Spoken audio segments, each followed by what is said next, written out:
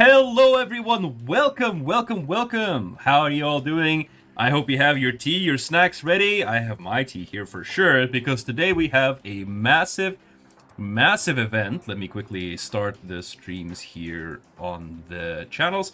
Today we are playing the quarterfinals and semifinals of the Art of War Masters 2026 Spring Tournament. This is the official developer tournament on equal upgrades, and I hope you guys are just excited as I am. Today I'm going to be joined by Fat Squatch from Gamers Unite a little bit later on the stream. He is slightly delayed, but for the first battle we're going to be just with my commentary, which is still fine. I hope you guys are having an amazing time, and let's jump in and quickly take a look at the brackets. So, for today's tournament, it is gonna be Art of Resistance, guys. It is gonna be Art of Resistance, guys. We have the playoffs and the semifinals and finals, all Resistance clans today. Out of the 32 clans, we had only 3 Confederation clans, and 2 of these clans dropped out during the tournament, so we had to replace them. They did not agree to participate, interestingly enough, right? So, today we're gonna be having battles between Utility Pigeon and BTL Dragon Vietnam, the Elite Reds and Fighting Gold, BRATSTVO and KRSK, HuKTo KPOME and Army of Azerbaijan. So these are going to be the clans that are going to be participating today. And the very first battle for us is going to be between Army of Azerbaijan and HuKTo KPOME. Sorry guys, 1 second. Okay, no problem. HuKTo KPOME and Army of Azerbaijan is going to be the first battle of the day. And the teams are already here and waiting for us to introduce them. Let me quickly show you.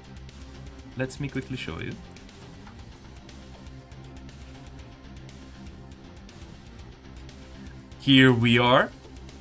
First map of the day is gonna be Maple Groves. We are gonna be playing on Maple Groves here. Maple Groves is one of the newer maps, one of the new autumn maps, and the teams are Army of Azerbaijan as Team 1, represented by Angel of Death, a long-standing player, a 5-year game veteran award here.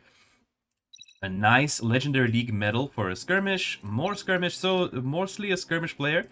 Does have a level 2 anniversary award here as well. So this team is going to be performing for the first time on our Art of War Masters in quarterfinals. We also have the player Capitan, a rank 24 player here, and Dr. Khalilov R, rank 23 player with a lot of medals. Actually, way more medals than anyone else on his team. So we're definitely gonna have to watch out for this player. What kind of plays is he going to be making today? For the HuKTo KPOME, by the way, this is how you read this name of the clan. It's not HuKTo KPOME HAC. It's actually HuKTo KPOME. But if you guys want to, you can read it as HuKTo. I'm gonna for ease of communication, I guess I can call him HuKTo. HuKTo is gonna be represented by Stranik, is a nice rank 25 player. No medals, but it does not mean that it is a weak player. It is a dark horse. These clans did go through the group stage. They did go through the selection process. So these players are no joke. We also have Hunter, a veteran, 7 years in the game at the very least. Could be even 8 years. We don't know that. Or even 9 years. We don't know that either. A level 2 anniversary award, a 74% win rate, rank 22, very respectable. And Rikos Imba, also at least a 7-year-old veteran player, with 82% win rate, rank 24. The teams are assembled. Let's take a quick and brief look at the map. This will be the Groves here, the Maple Groves map, And as you can see, the teams are in a bit of a tight positions here. They're very close to each other. All the teammates are very close to one another. And it is definitely going to be a tight battle. This is quite a bit of a narrow map. It is Maple Groves. Personally, I do like it. I'll post it in the chat. We are ready and eager to start the battle already, as people are talking to themselves in the chat. And it is gonna be a fun time here on the map Maple Groves. Looks like we have a bit of a delay here on the Russian side of things, on the Russian stream side of things, which maybe does give me an opportunity to talk about the map a little bit more. I'll quickly inform the team, the Russian streamers, that we are currently already ready and waiting for the battle to start.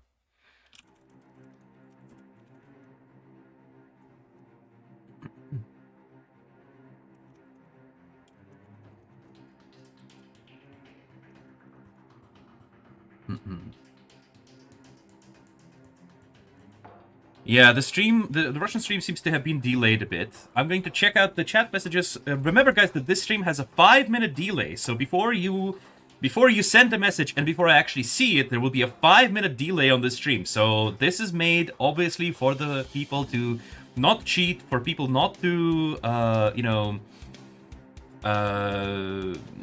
relay information to the players, and so as such, I'm going to look at some things here. We have some people on Twitch. By the way, guys, we are live on Twitch, on Facebook, and on YouTube. So pick whatever platform you prefer to watch. Links in the description. And so we have some people on Twitch. We have some people on Facebook. Everybody, hello, everyone. Welcome. The Cryo is back, I don't know. Same clans again. I mean, I don't think these are the same clans. Army of Azerbaijan and HuKTo are definitely newcomers to this tournament. Out of the clans that we've already seen before, I think there's just BRATSTVO and Utility Pigeon, but we've seen Utility Pigeon as actually Call Me God. Just having a look at the brackets again.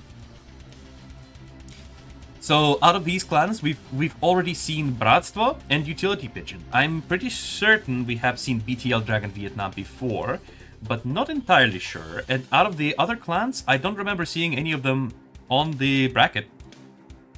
Hello, happy weekend, everyone. By the way, cheers. Oh, you know the Russian language? I do know the Russian language. Yes. En français. I'm sorry, I don't speak French, and there is no going to be a live translation into French here. So sorry about that. What was that name? I can't even pronounce it. Yeah, I'm gonna use HuKTo just for simplicity's sake. Why only resistance clans? Only resistance clans managed to pass the qualifiers, and that is why we are doing it.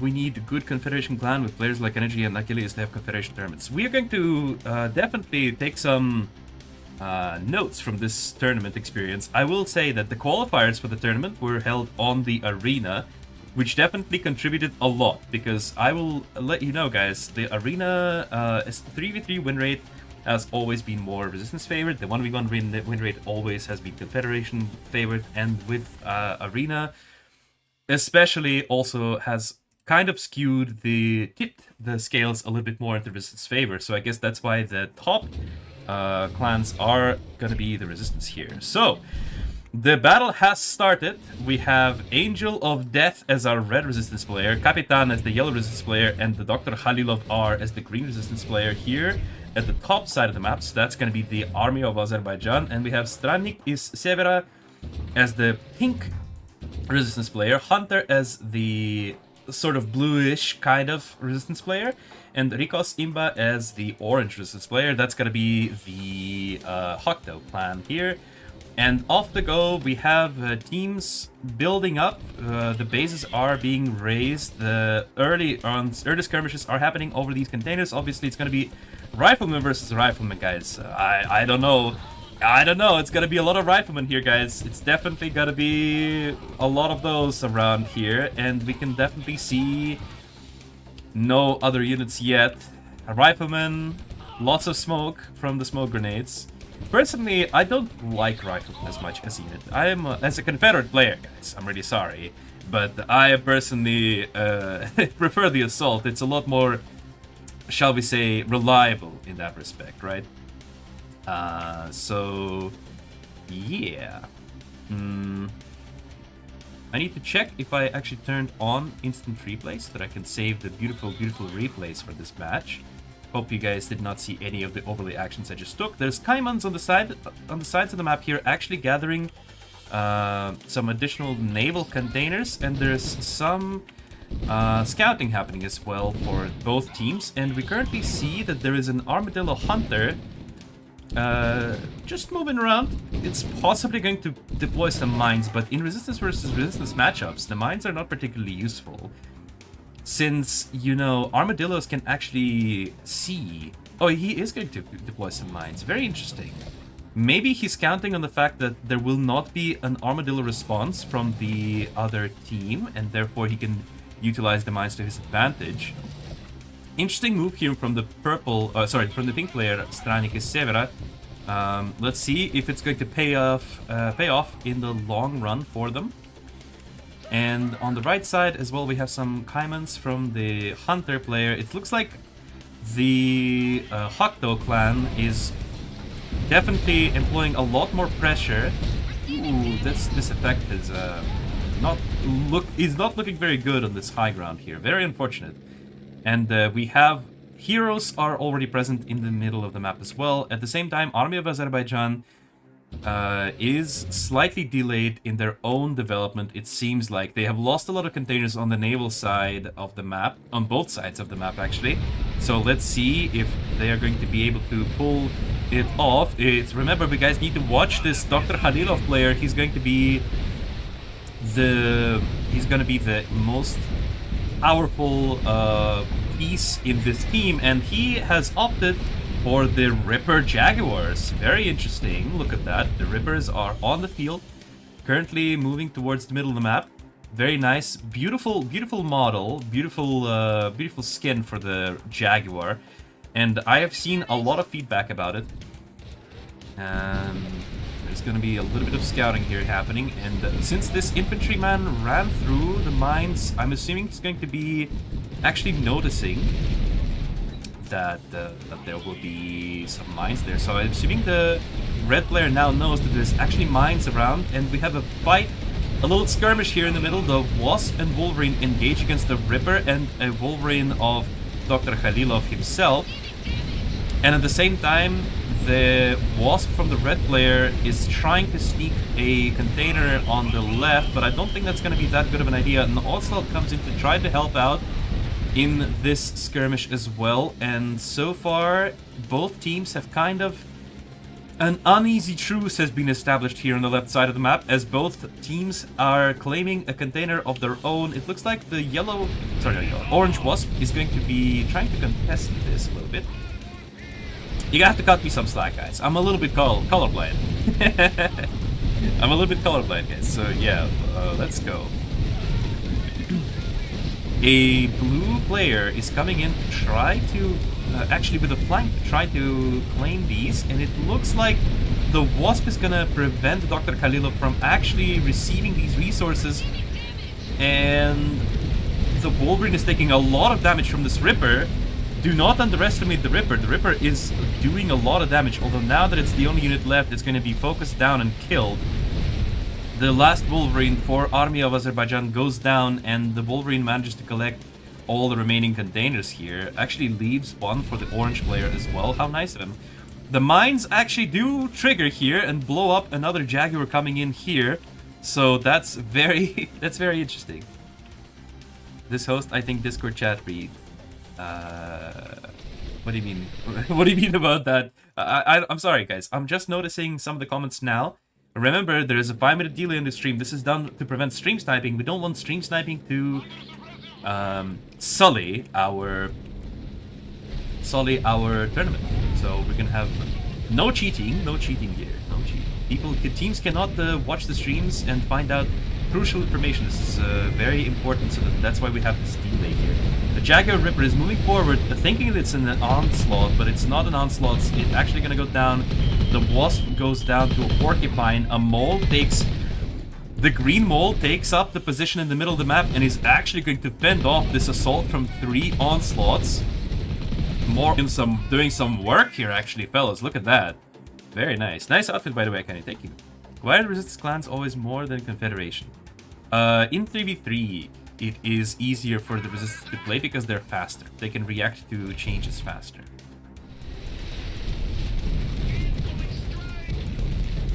But yeah, so far we see that there is more onslaught action happening. Red and yellow players both have onslaughts, while the green player is spicing it up with some rippers. So they're actually going to combine rippers and onslaughts. It's absolutely equal lobby. Yeah, this, by the way, guys, if you did not notice, this is all rank 24 pure equal lobby. So all players are rank 24, the equal upgrades. Every player has been given access to all modifications, so they can pick any modifications they like. And also, they have equal upgrades in this lobby. So this is going to be a perfectly fair battle between these clans. Pure skill. No luck, just skill. What is Red doing in the sea? It looks like there's been some action here for Red. Red did build a few alligators. I did notice it earlier. But it seems now that I've actually not been paying much attention to the sea because the land action has been more interesting. But it looks like he actually lost his shipyard and is has built a couple of torpedo platforms to compensate for it. Or naval platforms for the resistance, rather. So we currently...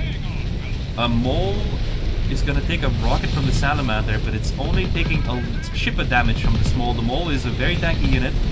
At the same time, he did try to retreat, but is forced to go underground. The passive triggers for the mole.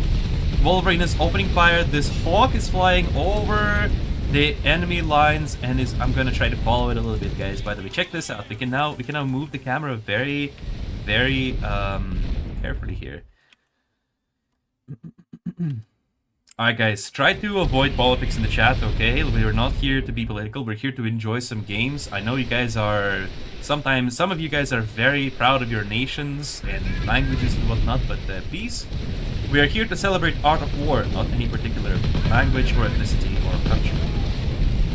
So many mole turrets! Oh, this is kind of epic. I love seeing so many moles. A lot of moles and not as many salamanders here. I'm assuming that because, you know, when you go salamander, it's not as efficient. You can't really take out important heroes like you can with the Confederation. You can't really snipe a Seraphim. You can't really snipe a shield. And it looks like on the right side, the blue player is engaged against a Bison mole. And this comp is actually going to go down. Mole already went down. And it looks like the... No, wait, that's... Never mind, that's the blue Bison, so that's why he's been rolling the yellow player. Does yellow player have access to Bison already? He should have access to Bison, but it does go down. Unfortunately, it's very difficult to pay attention to everything that's happening on the map. There's so much action as orange and pink player are pushing into red's base already. I'm going to see these last 30 seconds because it's going to be quite cool to see. Lots of action happening around the map, very exciting. At the same time, we have blue pushing into yellow's base. This Bison is going to be a big threat. It's going to be looking grim for Army of Azerbaijan. At the same time, the green player is trying to hold with his Jaguars and the mole. He's holding off this assault. There's no chameleon for either pink or orange. It's very realistic that these players are actually going to be able to defend here and here. It's quite going to be very difficult. The onslaughts and the Bison are taking out the factory, the prototype factory for the yellow player, and he decides to fall back a little bit and regroup at the outskirts of yellow's base.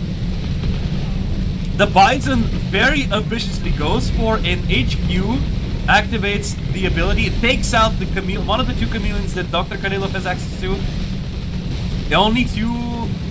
Only two chameleons here, but the Bison does go down. And another Bison active flies out here. What a beautiful shot. Takes out a huge chunk of these clumped up onslaughts. And it's gonna single-handedly defend the assault against the blue player, but at the same time, the red base is in trouble as well. It's taking lots of damage from these onslaughts, pushing into the red, deep into the red's base. It's looking very grim for both red and yellow player. Yellow player stopped even stopped boosting completely, as he maybe is not even... No, he's going for construction boost. He's gonna try to recover. A Bison assaults the factory, disables the factory that's producing Jaguars, and the HQ takes down the factory. The Bison is pushing forward. Albatross bombing runs on the prototype factory. combined with the army assault, it's gonna be definitely enough to take it out. So many bisons, it's so difficult to tell which bison is which. Oh my god. This push is incredible. Absolutely insane. Absolutely insane here. Insane here. I don't know, it's difficult to speak. So I'm so excited, guys. There's a lot of action happening. Many bisons. Many bisons. Looks like the red bison is going to help defend against the small. No, wait, that's the orange bison. It's so difficult to tell because the team colors are so similar to me. But yeah, orange bison takes out the power out of these factories, and in conjunction with the pink bison is going to take down Dr. Khalil's space. Dr. Khalil taps out of the battle, and it looks like it's going to be GG for Army of Azerbaijan, claiming, and the clan HuKTo is going to claim their first victory of this tournament. Very, very good show from Straniki Severa, Hunter, and Rikos Imba. A round of applause for HuKTo. Straniki Severa, the pink player, Hunter, the blue player, and Rikos Imba, the orange player. They have coordinated very brilliantly on this assault. The onslaughts are finishing off the space here. Capitan is not out of the game yet somehow. He's still holding on. Albatross bombing runs on the shipyard. It's just for show. They're showing off at this point. It's not necessary. The Albatross bombing run was completely unnecessary. They're just showing off at this point.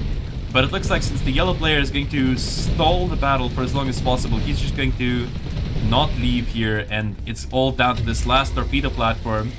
This last naval platform is going to be taken out by a combination of onslaughts and bison actives. So that's going to be GG's for all players on the Army of Azerbaijan team.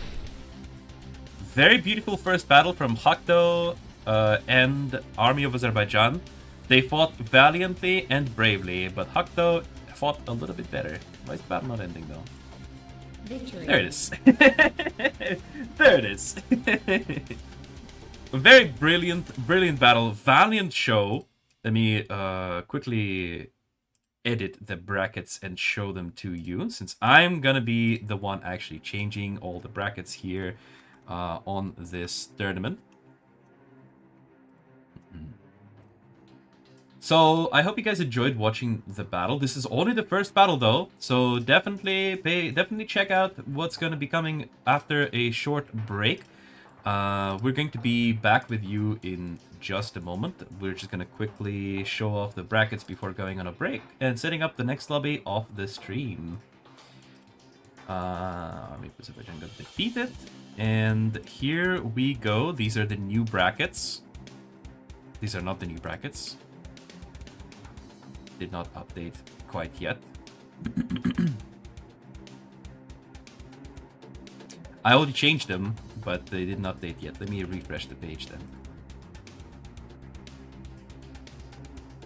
Army of Azerbaijan players are good, but HuKTo had the upper hand here. Yeah, they definitely coordinated a lot better in these assaults, in these pushes. Oh, did I edit the wrong thing? Yeah, I edited the wrong thing. Yeah, no, I did not edit the wrong thing. It's just there's multiple things to take care of, so I'm going to just quickly fix that up as well. Alright. And now the brackets actually did update correctly, so here we go. Alright, so this is the new brackets. We're gonna go on a short break. I will see you in just 5 minutes. I will be back with Fat Squatch from Gamers Unite in just a little bit. Stay tuned and don't go anywhere. Get some more snacks, get some more tea, and I will see you in just a few minutes.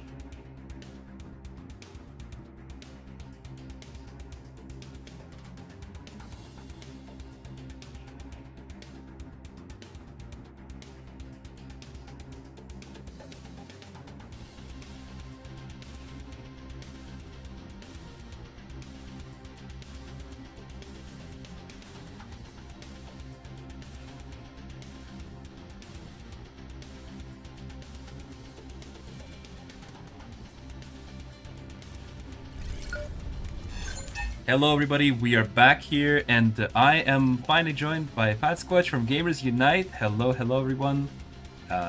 Say hi to us, FatSquatch. Hey guys, how's it going, Commanders? Nice to see you guys.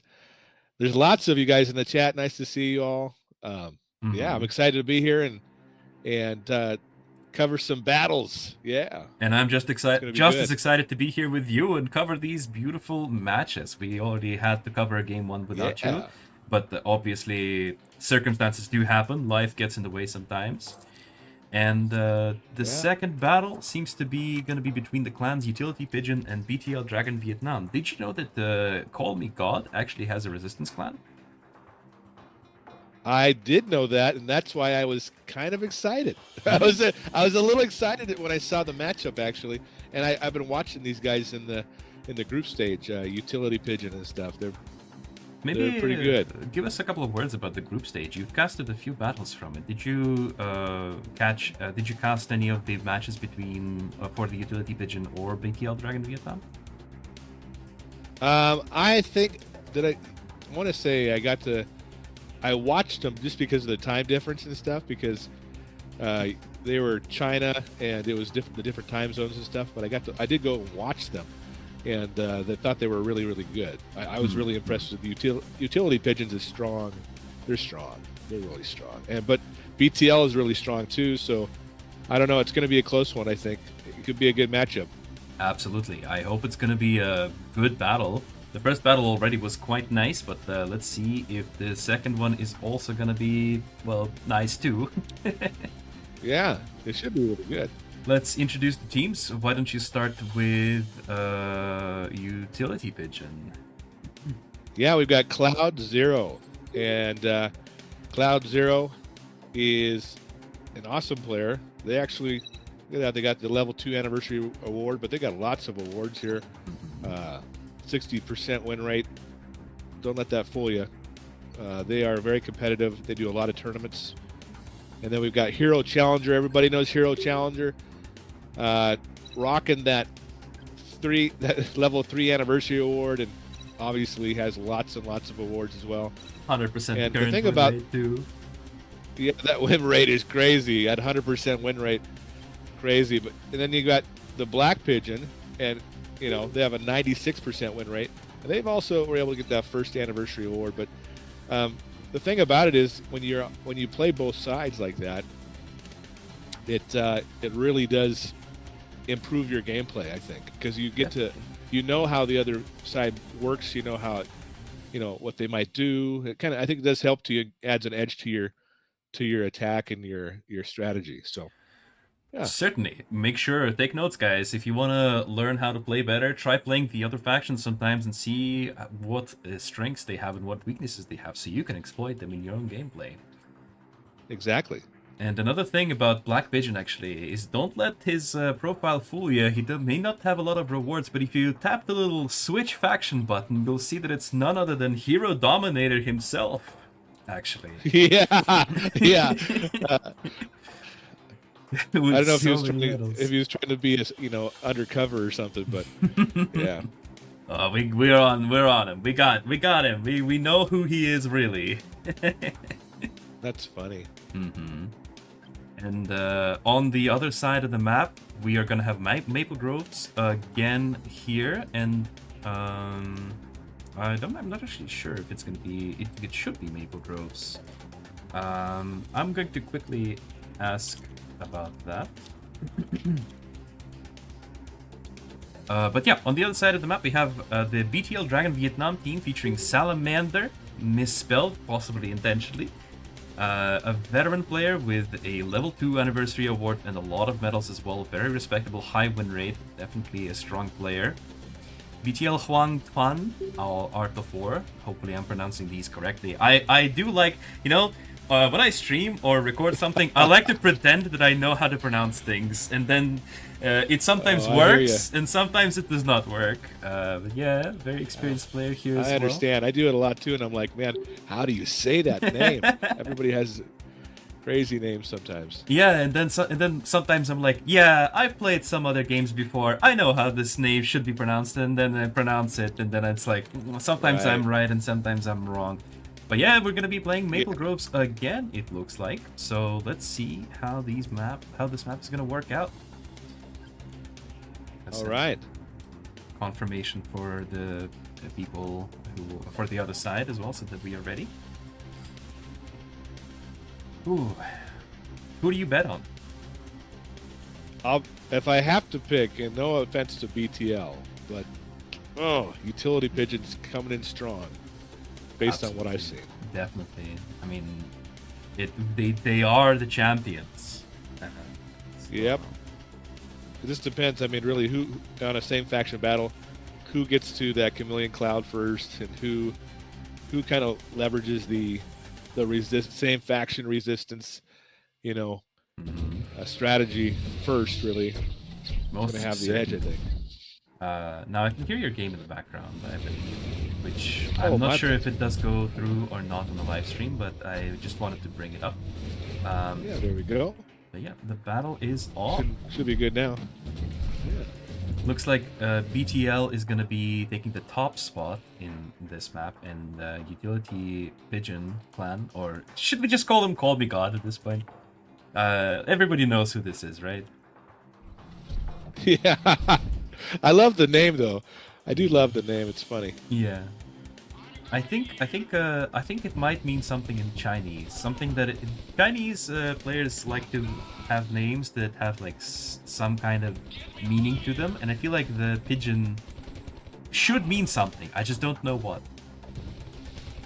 Yeah, well, I mean, the pigeon is is used all throughout the world, you know, to send messages, and really an important bird, really. But at the same time, it is quite an annoying bird, isn't it? It's just there's just a lot of them. It can be annoying, that's for sure. They steal bread everywhere. You throw some breadcrumbs in the street somewhere to one pigeon, and suddenly there's a swarm of pigeons everywhere. Yeah. Don't forget the pigeon really poop as well. Water fast. Wow. Yeah. Yeah, that's right. Yeah. That's funny. And then you got people, you know, I don't know if you've ever had pigeon. But, to eat? I have never had a pigeon. No. Yeah. Some places serve pigeon. Oh, I did not know that. Yeah. Did you have pigeon then? But I have had that before. Yeah. Huh. It's I don't know. I remember it being like kind of gamey a little bit, a little like a dense chicken kind of vibe. But yeah. Okay. But I've also known people that have raised pigeons and stuff. So. Oh. I mean, yeah.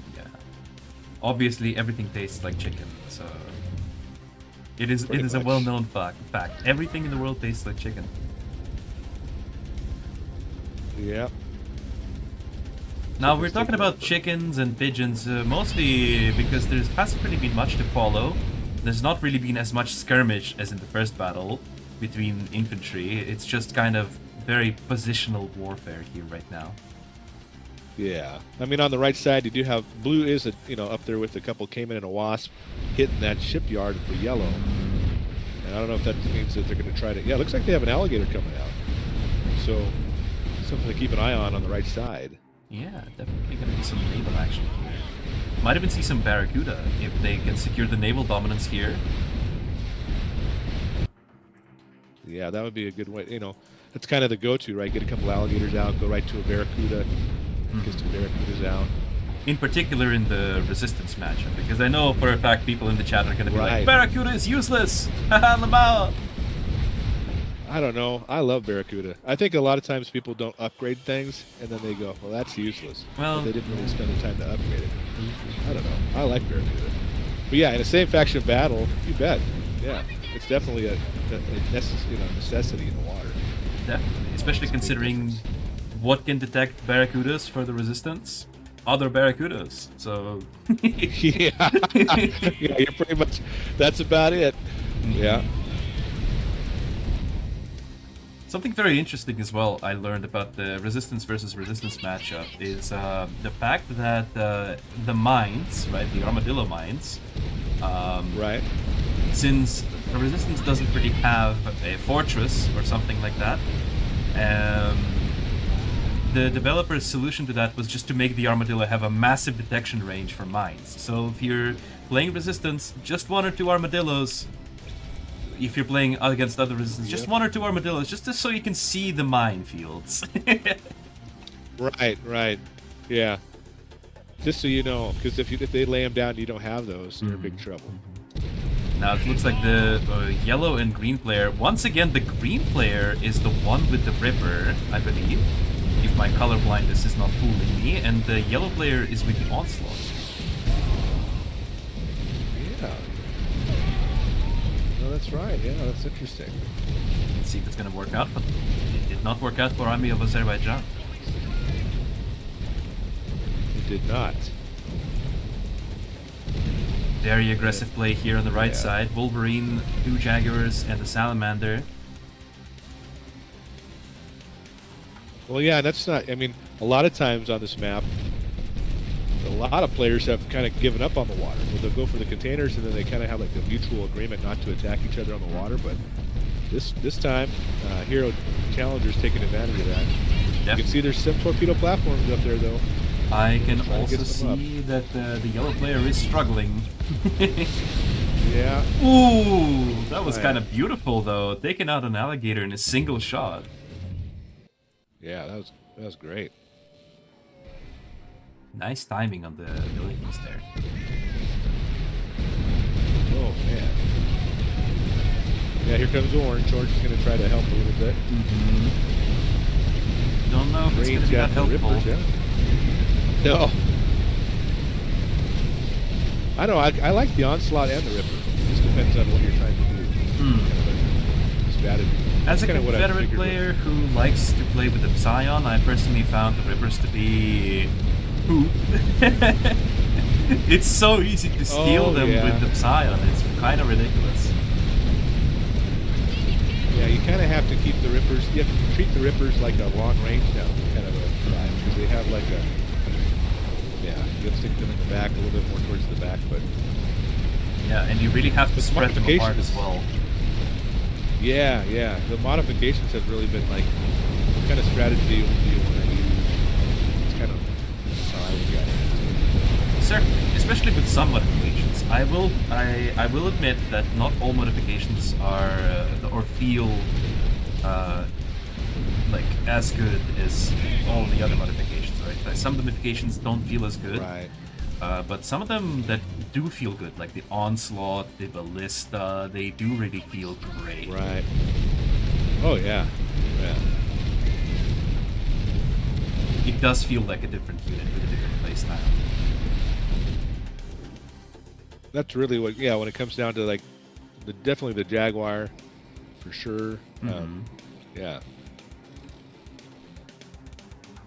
The control of the middle of the map is definitely in the hands of Call Me God here, as they have been playing very aggressively, and at the same time the BTL clan is very defensive. They're holding back on their Jaguar Rippers and stuff like that. So I don't know. I in any strategy game, the control of the middle of the map is very important. I don't know if it's gonna be that good of a move. Yeah, it could be.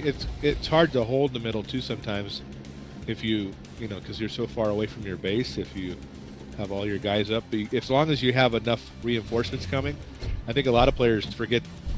These guys probably not, but if you queue up units inside of your factories and then rally them to the middle, so that way as you're fighting you can get reinforcements. That kind of helps hold the middle too. True. So,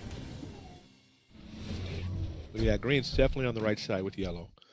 Trying to help him out. Definitely feeling a lot of pressure from the alligators here. From yeah, he's doing more alligators, so that means he's committed. And he's got a Leviathan now coming out, so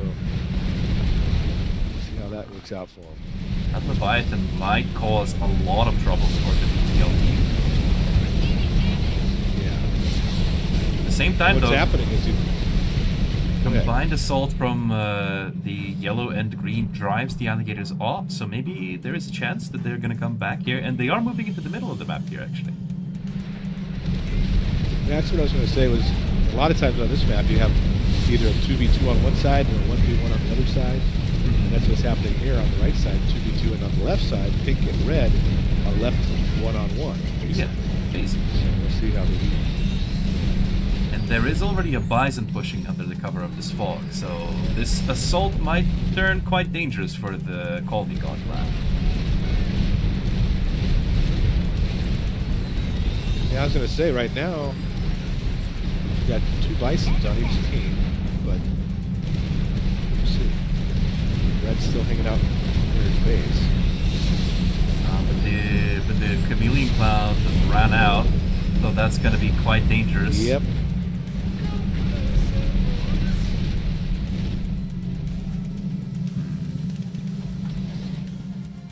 I feel like playing the Resistance, some people say that it's a lot easier. Like, people will come into my chat or will come into my DMs on the stream and they will say, the Resistance is so much easier to play, but I feel like it's going to be so much harder for me personally because there's so much movement involved. Like, look around. These teams are constantly moving around. And it is so, like, I don't know. I don't like it. I don't like constantly moving my units around.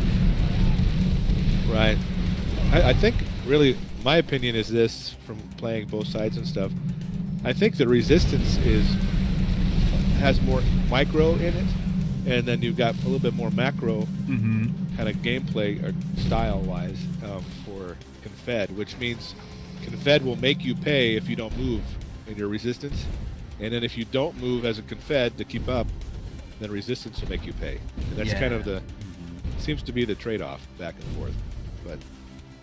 I feel like Confederation, especially after the later patches, has become very positional. Like, positioning is a very important Confederation play. Right, yeah. But look at that. There is a sneak maneuver coming in from the blue player. He's sneaking with a bunch of alligators, and the Leviathan is going to try to remove all of these naval platforms go down, and suddenly yellow base is completely open, but at the same time there's a massive land battle happening in the middle of the map. Yeah, they pulled everybody into the middle and to the left. So nobody was paying attention to the right side. And the right pink corner. player is also pushing through. There's a breakthrough happening here on the left. Oh, wow. Yep. Bison active goes Because out. red Stun the prototype factory, actually. Yep. Wow. Red got out of position a little bit and lost his guys. That was Pink's opportunity. At the same time, so fast too. Orange is defending against the green and yellow armies, and it looks like green has now decided to switch to defensive play and try to help the red player defend his position. Yeah. Yellow tried to do something at the back here with the Wolverine and the Salamander, like the back of Orange's base, but that was. Yeah, but the Leviathan is on top of his base, and I don't think there's any answer to it at all. 3 porcupines are not going to do anything to stop that massive fortress. Oh yeah, nope.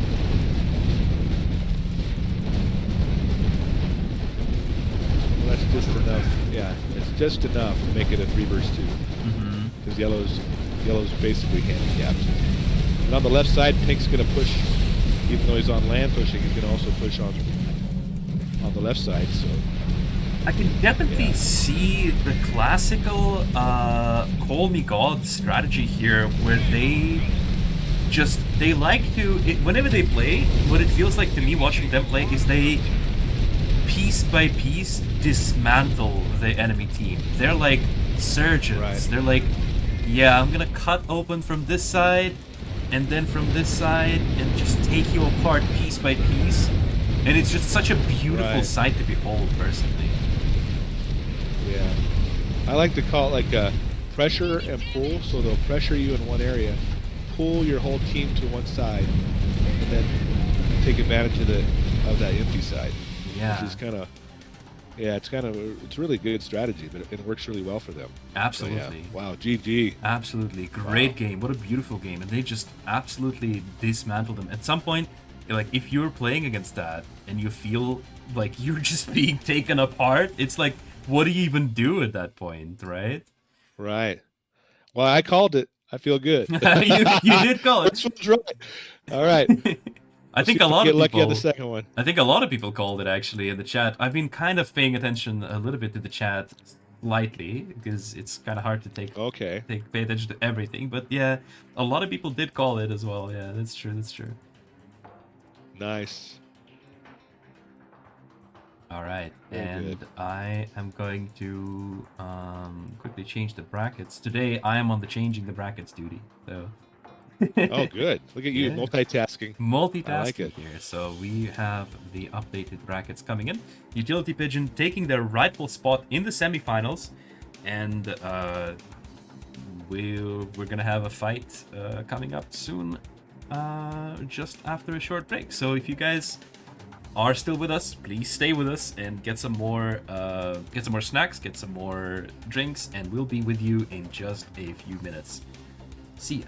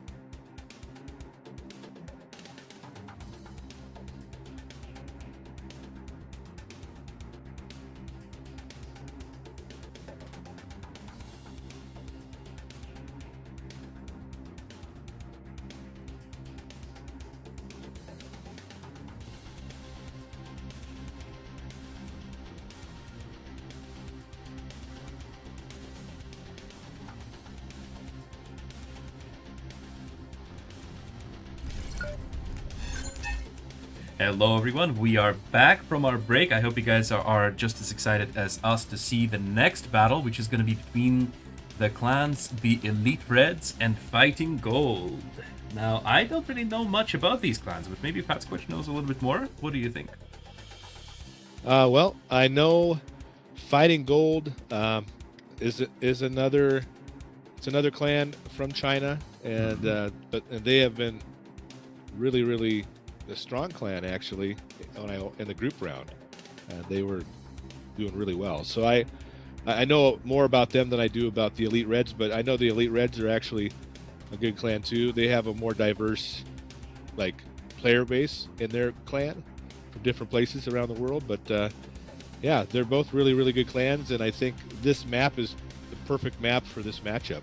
Really. That's very nice. That's very nice. The Desert Treasure is going to be the map these teams are going to be fighting on, which is not really a map I personally see very often. And not a map I personally fight on very often. Yeah, it's OG. It's an OG map. Yeah. It's one of the classics. One of the classics. Let me show it to The thing about it is, it's very isolating. So what you have a lot of times is you have like 3 different 1v1s happening. And sometimes they'll shift a little bit, like maybe the one at the bottom goes all the way up to the top and does a 2v1 on somebody, but that's kind of risky. But a lot of times it's just 1v1 at the bottom, 1v1 in the water, and 1v1 at the top. And whoever wins that usually is the one that actually is able to get the battle. But like the map design kind of invites people to just play their own game, right? So like the player 1, position 1 is very far up in the top and further away from the other 2 players, so they're kind of isolated and they have the land corridor to push through, very wide one. And the second player has even more avenues for a ground assault, and the third spot is usually just like the naval player, because they have the sea in front of them, so they kind of have to. Oh yeah, they're so close to the water. You have to. There's nothing. If you lose the water there, it's easily a 3 versus 2. So, yeah, the water's really important. Let's quickly introduce the teams here. I'm going to start with the Elite Reds here. I believe, if I recall correctly, that the Elite Reds is actually a Russian-speaking clan, but they do have somebody who is very clearly from Kazakhstan. I don't know how it is. I have a slight hunch that this player might be from Kazakhstan. The Kazakhstan flag and the name Alga Kazakhstan and the Kazakhstan flag on the player profile might be just a few small clues. Gives it away. Yeah. I think that's a beautiful flag, by the way. I like their flag. It's a very pretty flag. It's nice. And the player, they don't have a lot of medals, but what they do have is a level 3 anniversary awards. That's quite a big award. Requires quite a lot of effort to complete. We also have the licorice root. I hope I'm pronouncing that word correctly. I don't like that word. That word is I don't like it. So I hope I'm pronouncing it correctly. Licorice. Licorice. I would just say licorice because I love licorice. Licorice root. Yeah. Player rank 22 with actually a couple of first place awards for a contest winner. So that's very interesting. So that means they participated in one of our community contests, and they'll want them to take in first place from them. And lastly, on the Elite Reds, we have the bonus rank 24 player, 80% win rate, a 5-year game award. So that's definitely a veteran player. And why don't you introduce us to the Fighting Gold players? You gave me the fun names. All right. We've got at the top, we've got SVFA158. And he's a rock star coming in at 84% win rate. And he's got the level 2 anniversary award. But he's also got some awesome tournament battle awards there as well. And so really, he's a pretty strong player. And it'll be fun to watch him play. I'm looking forward to that. And then we've got I'm going to say Big Wang 2020. And he's a good player as well. And these guys are he's actually one that got to the top third level of the anniversary award. But also If you look at his awards there, he's got lots and lots and lots. And he's very, very competitive in the tournament. Lots of legendary league so- awards as well, and also the highest rank in the lobby, 28. And he's got the 3-year award, 3-year medal too. So that means, he's been playing for at least 3 or 4 years. Yeah, and then Alone is a veteran. They've been playing a long time, over 7 years, and they've got a lot of awards there, and even in the gold and silver, all the way back there to the Silver League. So really strong players. They've been playing a lot, and like I said, they were pretty strong in the group round, so that they were in. So yeah, I'm going to again. I know people are probably thinking, why are you going with the Chinese clans? But you know what? I can't help myself. These guys are strong, and I think that this map, they may do a good job. So we'll see if I'm right. We'll see. Yeah. I guess just to make it interesting, I'm going to root for the Elite Reds then. Maybe Awesome. we I could think even that's say great. I'm going to licorice root for the Elite Reds. There you go. Licorice root. I like it. All right. Awesome. And I'm going to indicate What to do everyone. you guys think in the chat? You guys put it in the chat. Who do you think's going to win? Exactly. Will it be the Fighting Gold or the Elite Reds? I've indicated to the other side that we are ready, and here we are in the loading screen. Did you know that Right. double tapping on a free cell allows you to select all units on the screen? A double tap on the unit selects all units of the same type on the screen. Oh, that's nice. Yeah, that is a nice feature. I like that one. The more you know. Loading screen tips, by the way, I believe, don't quote me on that, I believe, but there might be some new ones coming soon at some point. Oh, okay. Like, don't forget to boost, and Don't make sure you forget to grab a boost. container. Spend money. Yeah.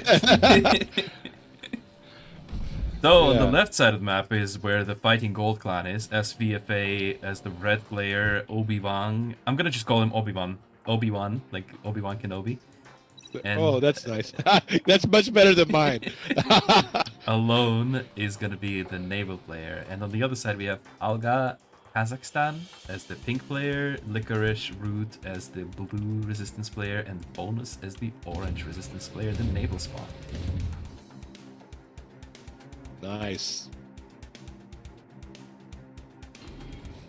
Definitely Wow.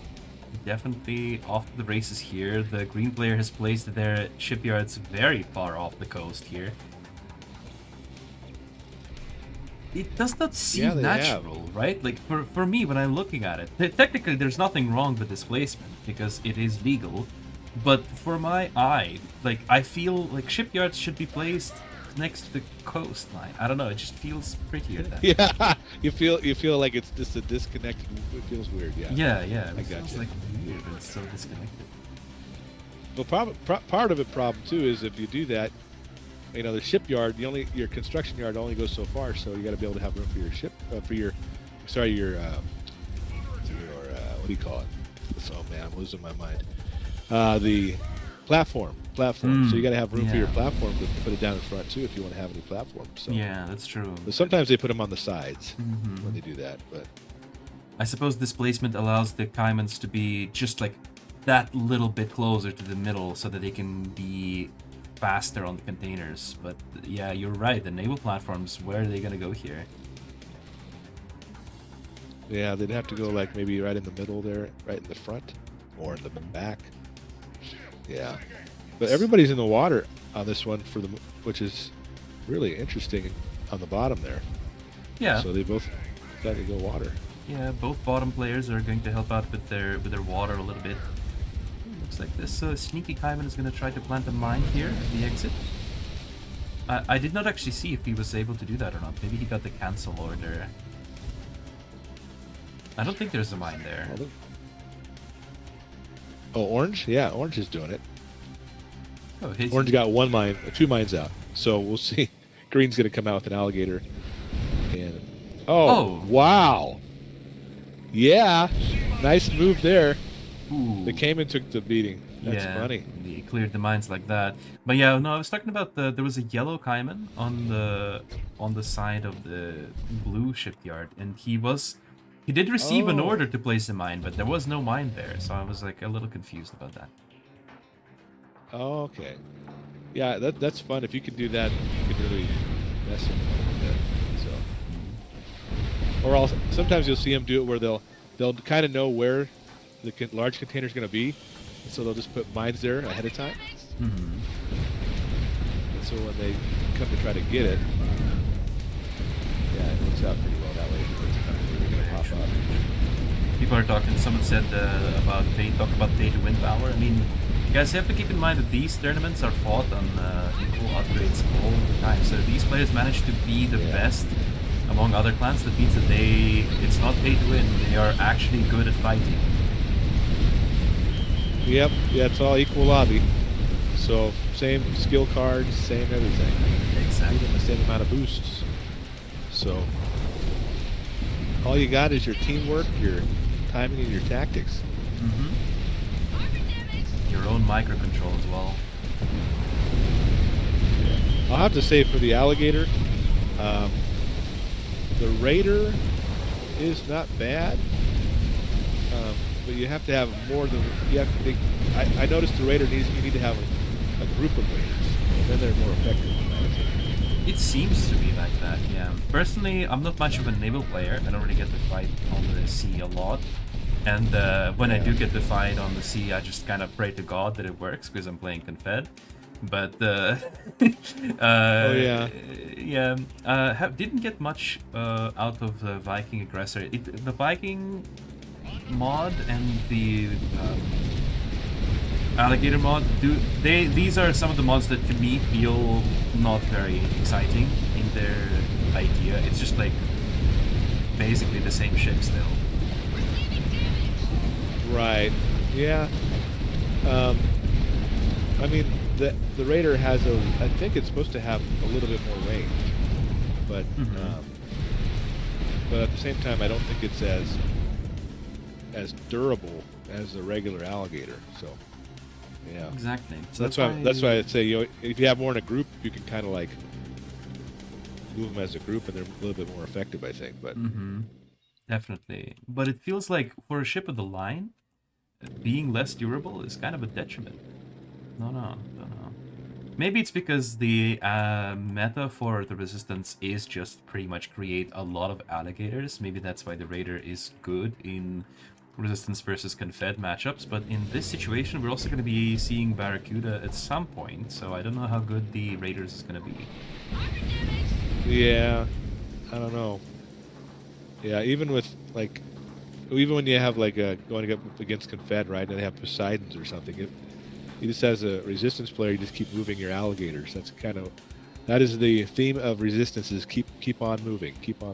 True, very true. But what attracted you to the Confed?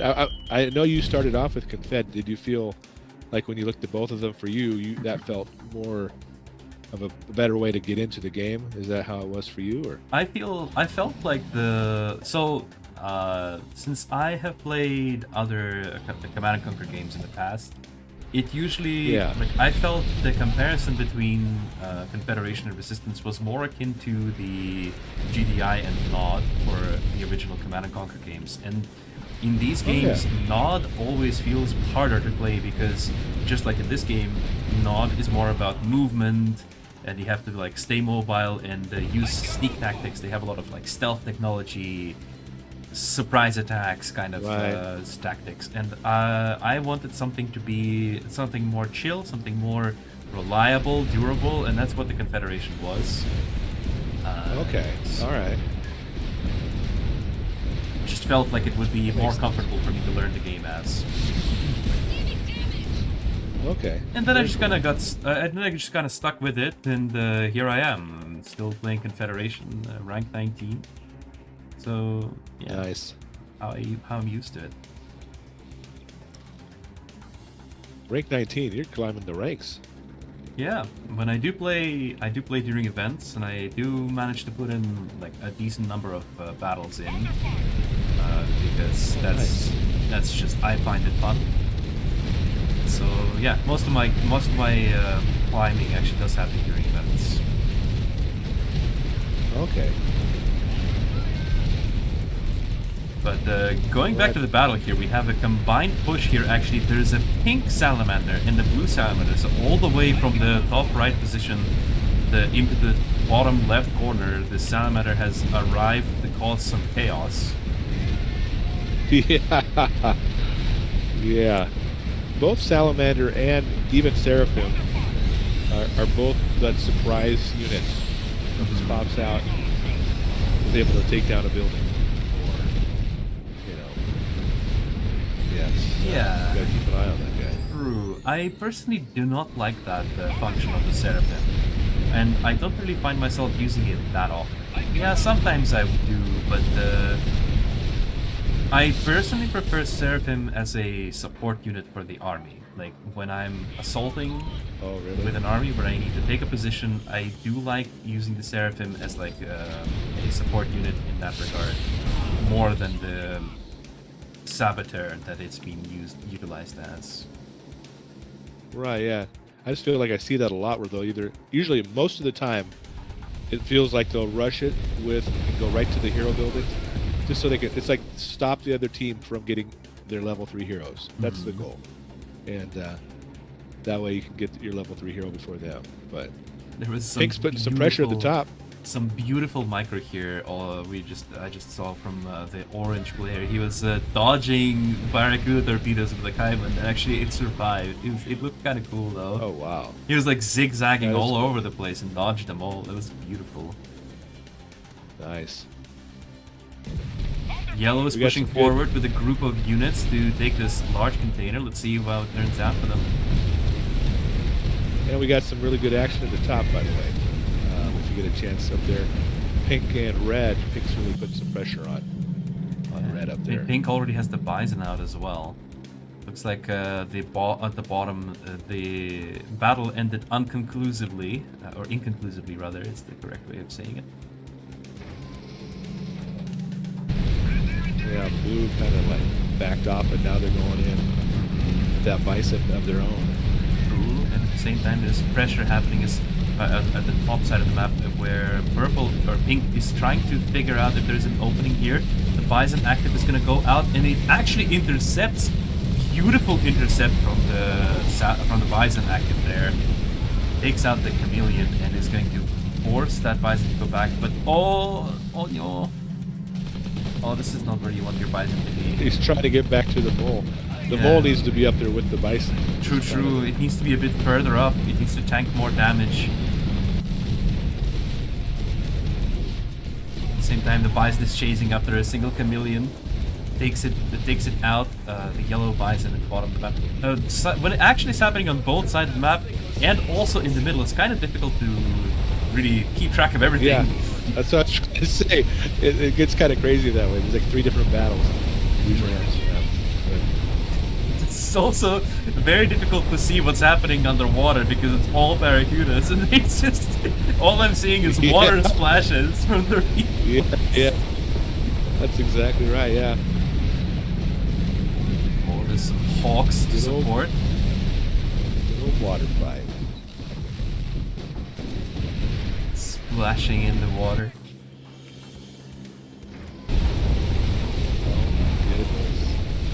You said fighting gold, you were betting on fighting gold, but it looks like Elite Reds are actually playing a lot more aggressively. They're putting a ton of pressure on fighting gold here.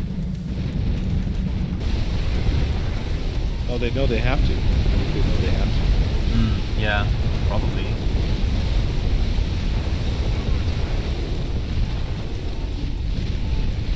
Naval battles but you noticed how they've been defending those attacks. I mean, it's been kind of the water. I think is where that's going to be the spot where I think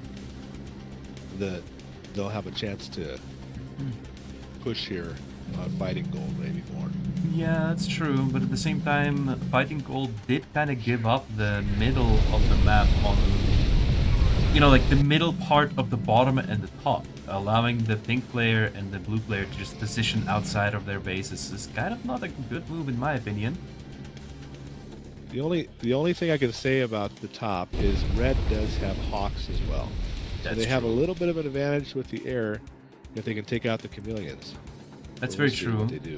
But maybe not against this many claws. Look at how many claws the pink player has. Yeah, they got a lot of claws. They got backup. They're backing up the other backup. Yeah. We'll see. A Bison push. Just a little one. Just a little peek in there with the Bison.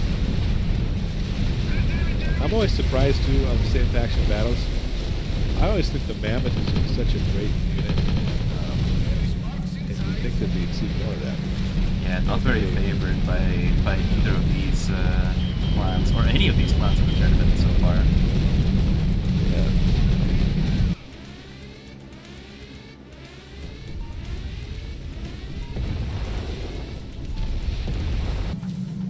Look at that. Great. Really, actually, really well done there by Red. I think he has to hide his Bison. Yeah, definitely a very nice battle up top as well. I'm just trying to check as well what's happening in the middle and also at the bottom side of the map as well, but yeah, the action between pink and red is really where it's at. Yeah, green's just trying to keep orange from going after the shipyards. Now they have now we have something down here at the bottom. Ooh. Oh, yeah. Some movement happening, yeah. Yellow's pushing forward. Yeah, yellow's gonna push. Yep. Blue is actually going to catch them off guard. This is funny. Yeah. Yep, he's out of position there. Bison active is going to miss. Fired in anticipation of a breakthrough there, but Blue turns around.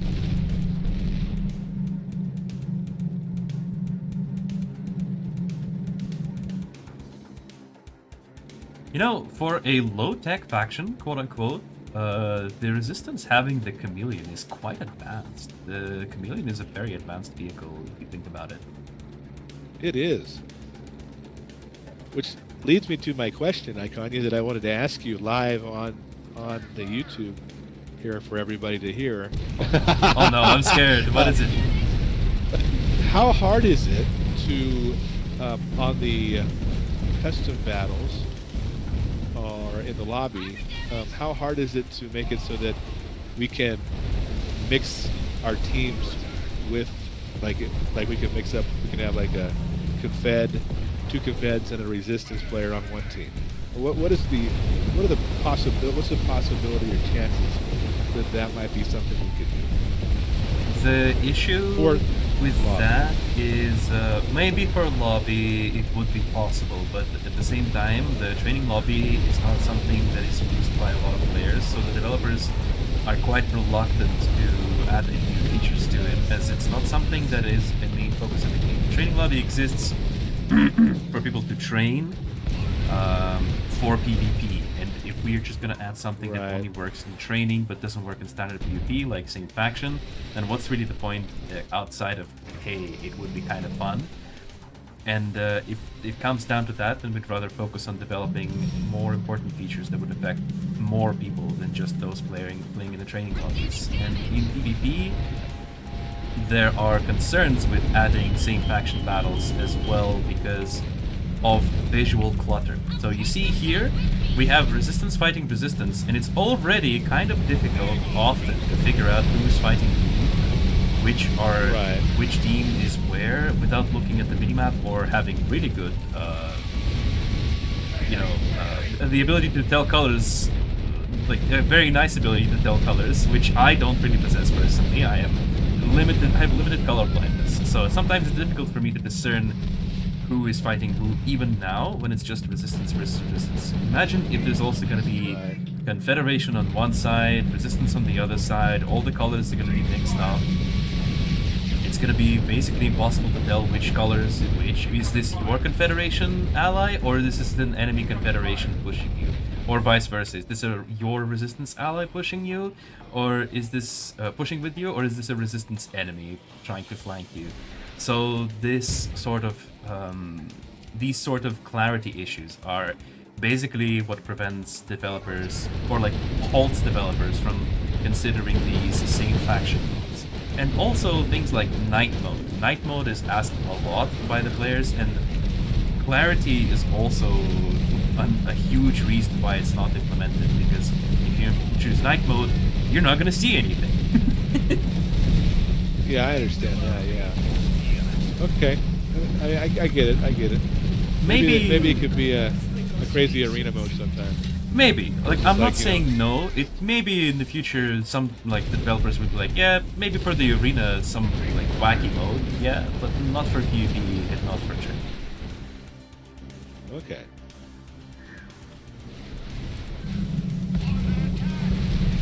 And then you can see it. Hey, I'm just saying. Green's pushing, and yellow's pushing on the water. Yeah. And red is pushing the pink back. Well, Yellow's taken back. No. Pink definitely has it there. Looking at the minimap, I can definitely see that the red is at a disadvantage here. Pink is covering a lot of ground, and it's also covering a lot of fake ground with these empty chameleons. Yes, I'll give that to you. I'm sticking with my. I'm sticking with my pick. I gotta go with it all the way to the end. And blue is moving for another breakthrough push. Yellow might be slightly caught out of position as half of his army is in the middle of green's base, and blue is gonna be right at his doorstep. Oh, there's gun towers though. Look at that. Gun towers actually coming into play. I love to see the defensive buildings. Mm-hmm. One of my favorite things. The reason you don't see as much yellow though is because yellow's moving up to red. Yeah, exactly. He's pushing. He's moving up to red. Actually, you are now correct. The red has pushed pink back almost all the way back to his own base. I don't understand why blue stopped. That's the thing, though, because yes, you have gun towers, but the gun towers they can't see in the fog, and he had a lot of chameleon there. So I think because he stopped very prematurely. I don't know why. I think it's because he's using the onslaught modification, and that makes the Jaguar, the onslaught's not as, I don't think it's as durable. Like it goes snap, crackle, pop with that bison. Yeah. So if you're not careful, you can lose all those. Maybe that's what was freaking him out. All right, I think got that Leviathan. I think you're right. I think it's over now. I see this bush. It's red and yellow. Well, this is the one I was talking about. Remember when at the beginning I said sometimes you'll see the base at the bottom. They'll send guys to the top, and then they'll try to double team the top. Exactly. That's exactly what they did. You're completely correct. Yeah. That's exactly what's happening. Let's see if pink is going to be able to defend this. There's not really much to hold on to, and also green is pummeling orange's base. I completely missed it somehow, but the orange has lost the neighbor battle to green, and now the Barracudas are beautifully firing these rockets at the base. Yeah, unfortunately, they pushed good and they were pushing really hard, but then they didn't reinforce their submarines, their Barracudas. They were slow on getting more Barracudas out, and so it just kind of like slowly green kind of took it back. Yeah, it all comes down to blue, but blue is still hesitating. He's still hesitant. There's only chameleons left at home for yellow, and he's cleverly using them. Look at that. There's nothing in that base except five chameleon, and blue is scared. He's like, I don't know what's in there. I can't push. That's the power of the chameleon, the true power of the chameleon. Yep. You're scared because you don't know what's in there. You know the bison's in there. You know it's in there somewhere. It's like... Exactly. There might be heroes there. What if there's 10 Jaguars there just sitting, just waiting for you? You don't know that. Exactly. But if you had some mammoth, you could just force fire into the cloud from the distance. Could have laid siege to him. Could have laid siege to him. That's right. Yep. Yeah. Orange space is completely removed from the map, and it's now up to pink and blue, but I don't think that's happening because pink is already being eliminated. Oh, he's trying to draw the word GG in the top corner of the map, but he's being prevented from doing that by red. Wait. That's awesome. Is he trying to finish the word? He was trying to, but red is right there. No, I mean red. I think red might have been trying to finish the word, but I don't know if that doesn't look like a G to me. Oh, on the other side. Oh, yeah, no, he's doing it. Look, he's using the turrets. It's a small. He's using G. He used the. Like, no, I love that he did do it. He made it happen. G with the little G. G with the little G. Oh my goodness. That's so nice. That's well, actually guys, so I'm just so sweet. happy. So that's 2 right in a row right now. I'm feeling pretty good right now. Yeah. Yeah, I'm feeling good. Your prediction game's on point. Yeah, absolutely. I'm on point. All right, that's gonna be the W for Fighting Gold Clan. So 2 Chinese clans are gonna be meeting each other in the semi-finals. Very interesting about that. It's kind of good for us because, you know, these clans are gonna be fighting. They're from the same location, so they're not gonna have as much connection issues for for their game. So hopefully they're gonna have be really good. Yeah, hopefully they're gonna have a smooth time playing. But yeah, this is the bracket here. It's gonna update in a second. And we are gonna go on a short break in just a moment, and we'll see you in 5 minutes or so. Don't go anywhere, stay tuned. Grab some popcorn and something to drink. We'll see you. We'll see you in a little bit. Definitely, definitely.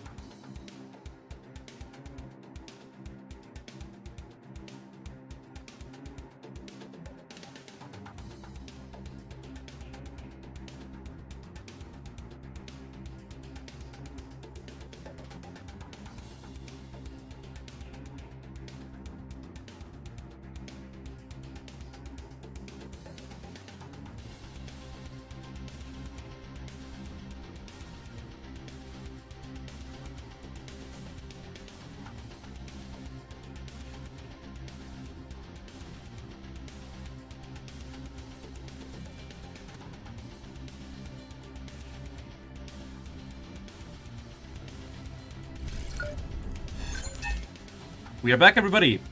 Hello. If you're still joining us, I would just like to remind everyone that this is the Art of War Masters 2026 Spring Tournament. We are about to play the final battle of the quarterfinals, or the playoffs, between the clans BRATSTVO and KRSK. FatSquatch, are you excited? Oh yeah, let's get ready to rumble. Let's go. These are big clans, actually. BRATSTVO is the champion of the several past tournaments, and KRSK is nothing to scoff at either. Let's introduce the teams, I guess, shall we? Why don't you start with KRSK?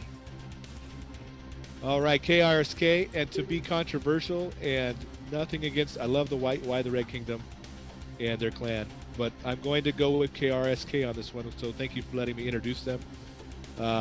Nuclear Attack, yes, we got that level 2 anniversary award, and they are 100% win rate. Nuclear Attack's a very, very good player. You can see they've got a lot of medals going all the way back, even to the bronze, that first bronze medal there in the Bronze League. And then we've got Obi-Wan Kenobi, also a great player, 96% win rate, also that level 2 anniversary award. And they've got a lot of awards there. And I always like to look and see how far back those medals go, because it just tells you how experienced they are. And these medals go all the way back to the Silver League. All the way back to Steel even further League back. for Obi-Wan Kenobi. Even to the Steel League, yeah. Bronze, Steel, oh my goodness, this keeps going. So really great players. And then obviously everybody knows Master Koi, who also is a great player and an OG. And so, I mean, yeah, nothing against the Why the Red Kingdom, but why you're going to have a battle here, I think.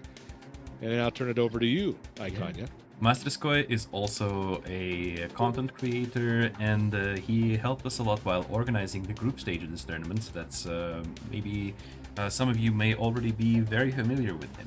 And opposing them today, we're gonna have the BRATSTVO clan, the champions, the big boys. I'm not even gonna straight up.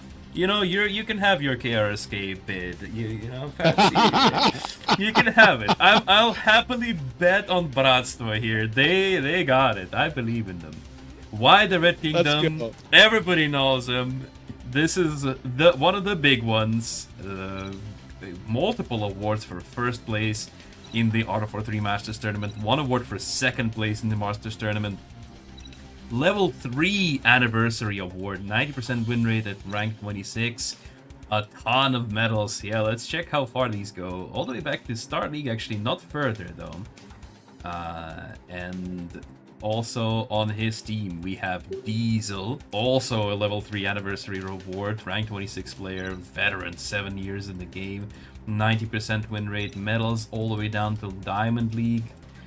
And Kaser, or Kaiser, I guess maybe that's probably the proper way of pronouncing it.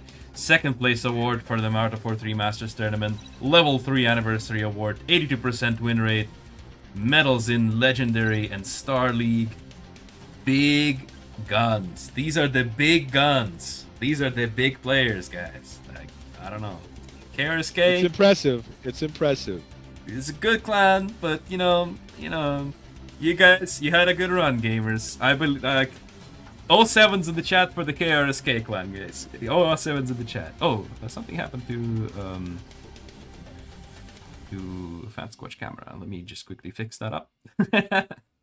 Oh no! Oh no! That's magic, guys. All it's right, magic. All right, we're back. FatSquatch is back. He's back. Everything is back. We're good. We're good. I'm back. I hope Hello. that everyone heard your player introductions, because if they didn't, that would be quite tragic, actually. Yes, I'm going with KRSK, and even though I do love Why the Red Kingdom, shout out to you, Why. All right, here we go. Here we go. It's gonna be good. Still Desert Treasure map, another one. And Nuclear Attack for the KRSK clan is going to be the red resistance player, Obi-Wan Kenobi the yellow resistance player, and Master Koi is going to be the green resistance player. On the right side, Why the Red Kingdom as the pink resistance player, Diesel as blue resistance, and Kaser as the orange resistance player. Yes, BRATSTVO has returned, and if they win this, they're going to go try to get that treasure. And In the so desert. they gotta win. That's right.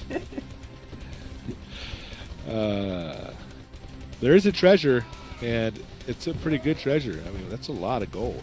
That's true. You think this is where the gold is for the Art of War 3 Masters tournament? In this desert somewhere? Oh yeah, it's somewhere in the desert. Yep. Where do you think it might be? Like, what location of the map do you think the treasure might be in? I think it's actually in the bottom, this bottom hill, somewhere. Somewhere in the bottom hill. In and the there's jungle. There's some area. jungles, there's some buildings, nice spots to hide treasure in. Looks like the yellow riflemen are looking for it right now. I call the rifleman Brian. Brian? And, so the Bryans, yeah, I have names for them. Yeah. Are they all Brian? Yeah, all Brian. All the riflemen are Brian. And you got Frank, which is the grenadier. Fred is the fire assault. And you've got, yeah, I got names for all of them. That's funny. Yeah. Well, so far, Green, I think we're going to green. see Wow. only Brian's here. I was going to say green is taking a lot of the resources in the water. Ah. I don't know what happened in the water there, but These that's Caimans are McCoy. nimble. Yeah. They are nimble, they are quick. They will steal your money. I don't know, I couldn't rhyme that. I thought about it for like a minute. I thought maybe I can think of something.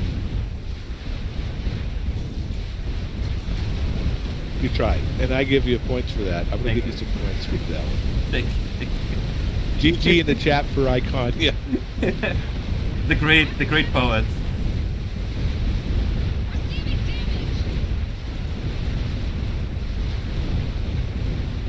A duel of wasps in the air there.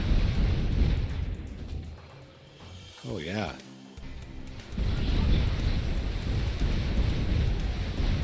And yeah, pink and red just kind of building up. I am keeping an eye up there at the top because obviously it's why the Red Kingdom. Yep. Just kind of seeing how he's matching up with nuclear attack on their development. He's not going for Avia yet, but let me see. Neither of them actually are going for air here. Nuclear attack and Why the Red Kingdom both staying grounded for now. Yeah. People are asking why not Usama and Phoenix. I mean, guys, it's not up to us who's gonna play. The clans pick their players, so Right. Yeah. we can't just go at the clans and Yeah, say this one plays, this one. These guys will play. Usama and Phoenix, you have to play because the Excalibur from Chad demanded your presence. Right. Yeah. I think they figured what would be the best matchup, best team to to represent the clan. Remember, there's I think they picked some good players. there's the main there's the main team lineup, and there's also some substitutes. So it's possible that BRATSTVO is reserving their main force, their main strength as substitutes, because they believe they can get to semifinals or even the finals without their main cast. Because it can be a bit tiresome to play a lot of games in a row. Oh yeah, it's a lot of it's a lot of battles. Yep. A wee bit action happening at the bottom there. Not a lot. Yeah, we do. Yeah. And this is going to be interesting because Red's got the regular Jaguar, and we got the Ripper modification for Why the Red Kingdom up at the top. So see if that makes a big difference here. Oh yeah, nice catch. I did not notice that. I was like, that's a funny looking onslaught. Yeah, I can. I mean, that's one thing they did a good job of is I can always tell because you got more color right on the top down the middle for the Ripper. Ah, Is usually what it. Yeah. it's like black. But it's maybe it's personally for me because the pink color Harder. is Yeah. like it's a little more muted, not as outstanding as the orange or yellow or something or red. Right. Press F in the chat, guys, if you feel bad for me. Please take pity on me. I'm just a poor little caster. I can't tell colors apart. It's okay. We understand. Thank you. Thank you. I was going to say why the Red Kingdom is slightly ahead with an HQ4, and then now getting that hero building up to level 3. Is a little bit ahead up at the top, but Red is right behind them. But they're only at a level 2 on their hero building, so that. Oh, they're both at a. Okay, they're yep. So they're hopefully they'll catch up, but we'll see what happens. I think it's a little bit ahead. So. Both teams are definitely taking a lot of time to develop. Actually, Orange player is still in Prototype Factory level 1, interestingly enough. Yeah, which is interesting. You think you want to get a Leviathan out or something out? It's possible that he lost the naval engagement to Masтерskoy for the large container, and also, as you mentioned earlier, Masterskoy did claim a lot of containers early on, so that's probably left Kaiser 90% starved for money. Yeah.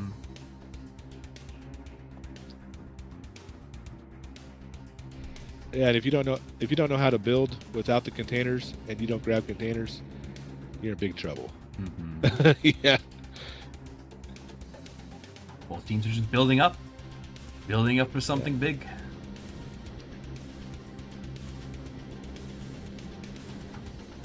They both have walls at the top. Okay. Looks like there's going to be a bit of an engagement here happening.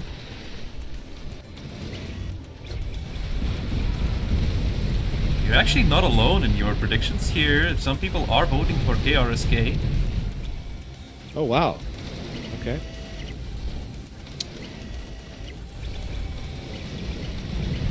The controversial pick. But I've been right. I was right the last 2 times, so we'll see if I'm right again. Also nuclear attack with unmodified Jaguar here. Yeah, I feel like it's going to come down to the top. I feel so too.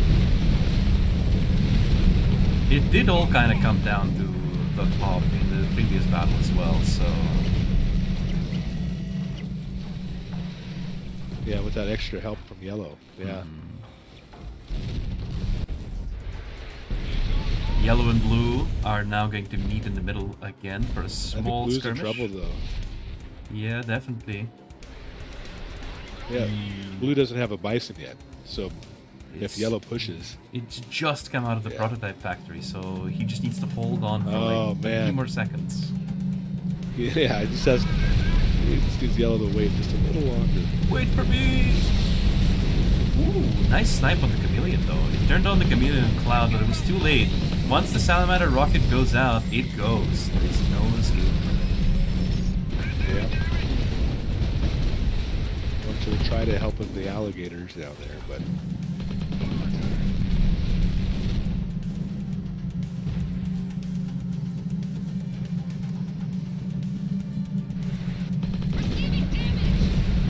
Nice fight here.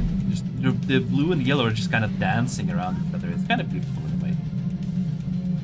Yeah, it's a fun... the bottom is kind of fun that way with that hill. Because you can be out of position really quick. Like right now, if yellow just hit that vehicle scouting boost, they might be able to get right down the hill. There's going to be a battle happening at the top as well for the large container, but also yellow and blue are fighting each other. A bison active flies out from the blue player, and also Wider Kingdom and Nuclear Attack are just kind of poking at each other here a little bit. Looks like yellow's actually going to hold on, though.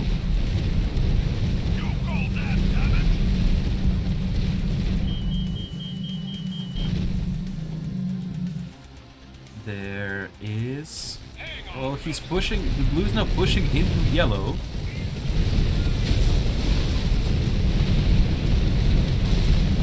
Wow. Ooh, that Bison's right in the middle of everything, but it's just Bison. It's just Bison for the blue player. It's Right, going to die now.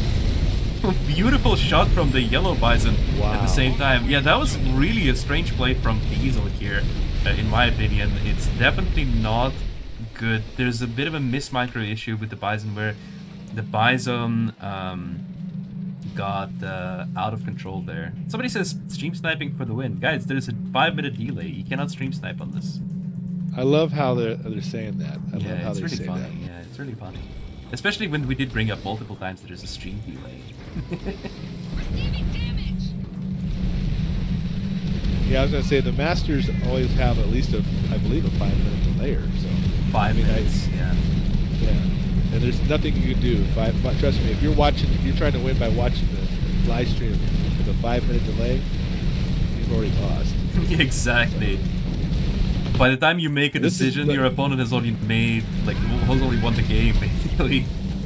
This is what I was worried about right here on yellow coming down like that. Yellow, great job. And at the same time, there's no way for Wider Kingdom to push through 2 Bisons because green is helping out Red with his own Bison there. I like what they did there.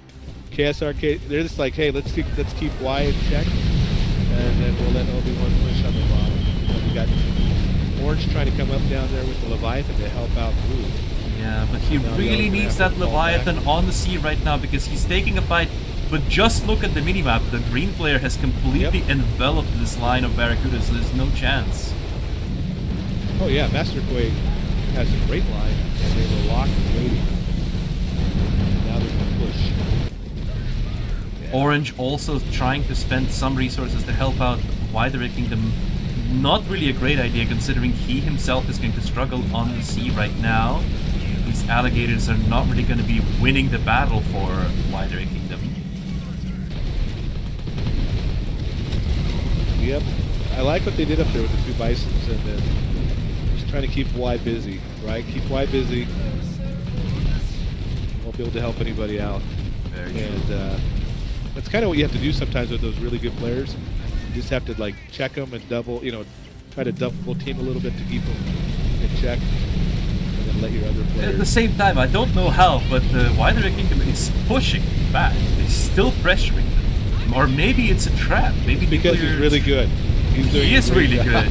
But maybe he is being lured into a trap here. There's a concave of units. Once again, is being lured into a firing line. It is forced to retreat once again. It's I think too. I think he sees what's happening to Blue, and he feels that pressure too. I mean, it's almost like you want to go, you want to push and see if you can at least make something happen.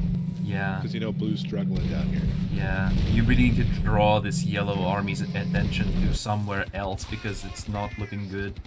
And at the same time, he needs to fall back with his army since there's a lot of pressure. Red is on the counter-offensive, actually.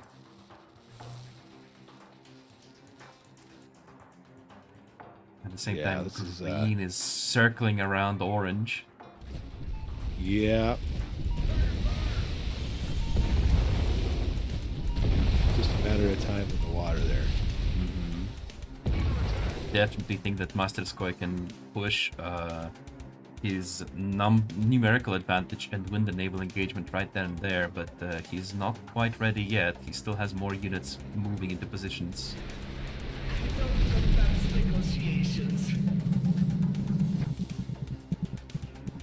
Blue's trying to get back up again. We've got an orange bison down there now with the blue bison. But yellow's got a new bison. So this is what I thought was going to happen up here at the top. It just really good bison control. There's 2 bisons up there, 2 versus 1.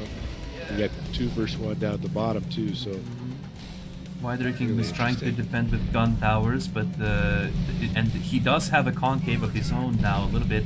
Going to be easier for him to defend this position, but we have to just wait and see.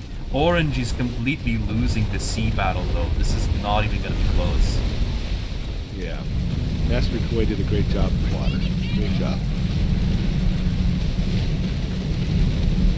There's even a few riflemen coming in from red to just kind of serve as meat to go into the fog and distract the gun towers, actually. The gun towers are getting heavily distracted by these riflemen.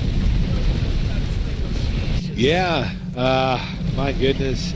The pressure, I think, you know, why the Red Kingdom tried his best here, but when you have... Oh, and he's already extra out of the bison up game. Oh, he did not even want to finish the rest of this battle. Yeah, they gave up. They are gonna give up, and it looks like you are once again correct in your predictions, and KRSK are gonna take the win and pass into the semifinals. Yep. So I got 3 out of 3, guys. So I picked 3 of the 3 predictions. I'm feeling pretty good right now. And I mean, we'll find out what happens tomorrow. That's going to be really tricky, but I'm gonna try to have some picks. We're gonna play the semifinals today as well, so we're actually gonna find out what happens next today. Oh, all right, sounds good. Mm-hmm. So I don't want to be the blame, though. I just want to put this out there publicly. Why the Red Kingdom? Please don't blame me for your loss. I didn't put it out there. You know, I didn't try to put out any bad juju. GG. You didn't jinx him. You didn't jinx him. Yeah. It was definitely a good fight, though. It was a good show from all of the players. Honestly, it was really fun to cast, but certain decisions. It was kind of like a snowball effect, wasn't it? This game. Yeah, I feel like it was a good adjustment. I feel like they just had a better plan. KRSK felt like they had more of a plan, I guess. I don't know. They played a little bit more together. I don't know if that's the way to say it, but I just had that vibe. Like, you know, I could tell, like, you know, Master Koi did a great job in the water. Really kept Orange out of it, really, for the most part. And then, yeah, and then coming up there with the Bison, that really kept Why the Red Kingdom from being able to push into the Red's base. And so I think it was Yellow, outstanding. Yellow did great. Yellow was great down there at the bottom too. So yeah, exactly. Yeah, boy, it's going to be good. Semifinals are going to be awesome. But we are going to go on a short break, so stay tuned and don't go anywhere, guys. And we'll see you in just a few minutes. Oh yeah.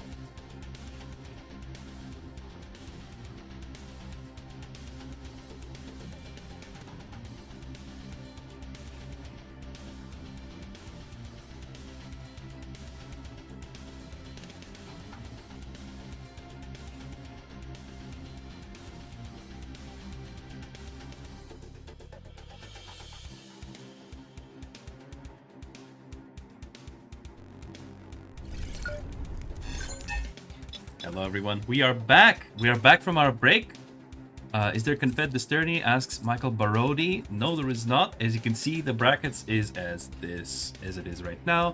None of the Confederation clans made it through qualifiers this time, and we are gonna have a lot of Resistance clans fighting for victory here.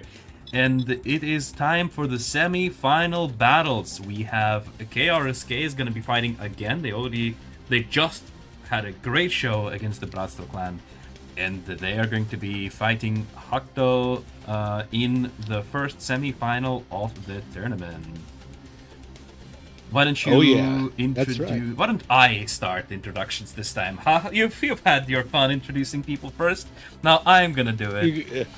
And you know what? Yes, go ahead. I always believed in the KRSK clan. You know, ever since last battle, I always said that KRSK are gonna be the champions. BRATSTVO, who even is that? Oh my goodness, that's hilarious. So we have Obi-Wan Kenobi, the real one, the actual Jedi Obi-Wan Kenobi here on KRSK clan. Huge win rate player, big amount of medals going all the way back, as you described earlier, to Steel League, and a veteran as well at that. Let's check if he has a Confederation account. His Confederation account is called Luke Skywalker. It's kind of funny. Then we have Master Skoy, the Navy player, apparently, as we have just witnessed him play Navy quite well. He's also... Doesn't he play in these equal lobbies quite often? I feel like I see him a lot on streams playing these equal lobbies. He has a lot of experience fighting them, doesn't he? Oh yeah, a lot of experience, and that's what you guys should do.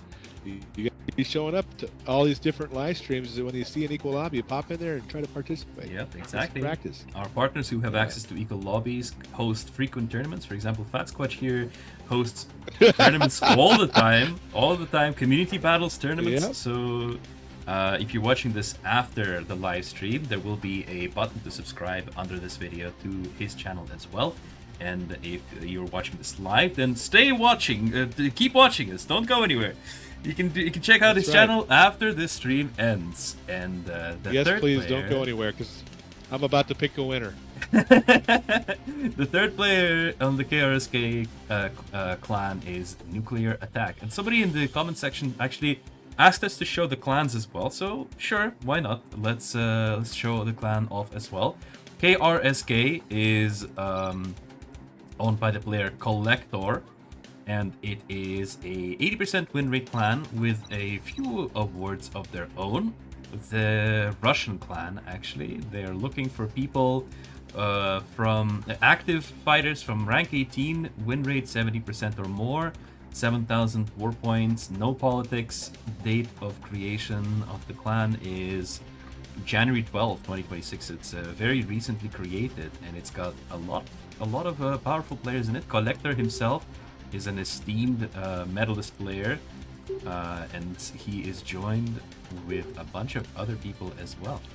So, Fatsquatch, you didn't get to witness the fight between HuKTo and Army of Azerbaijan, so why don't you introduce us the players and yourself? Yeah, I got to watch it. I did watch it, but yeah.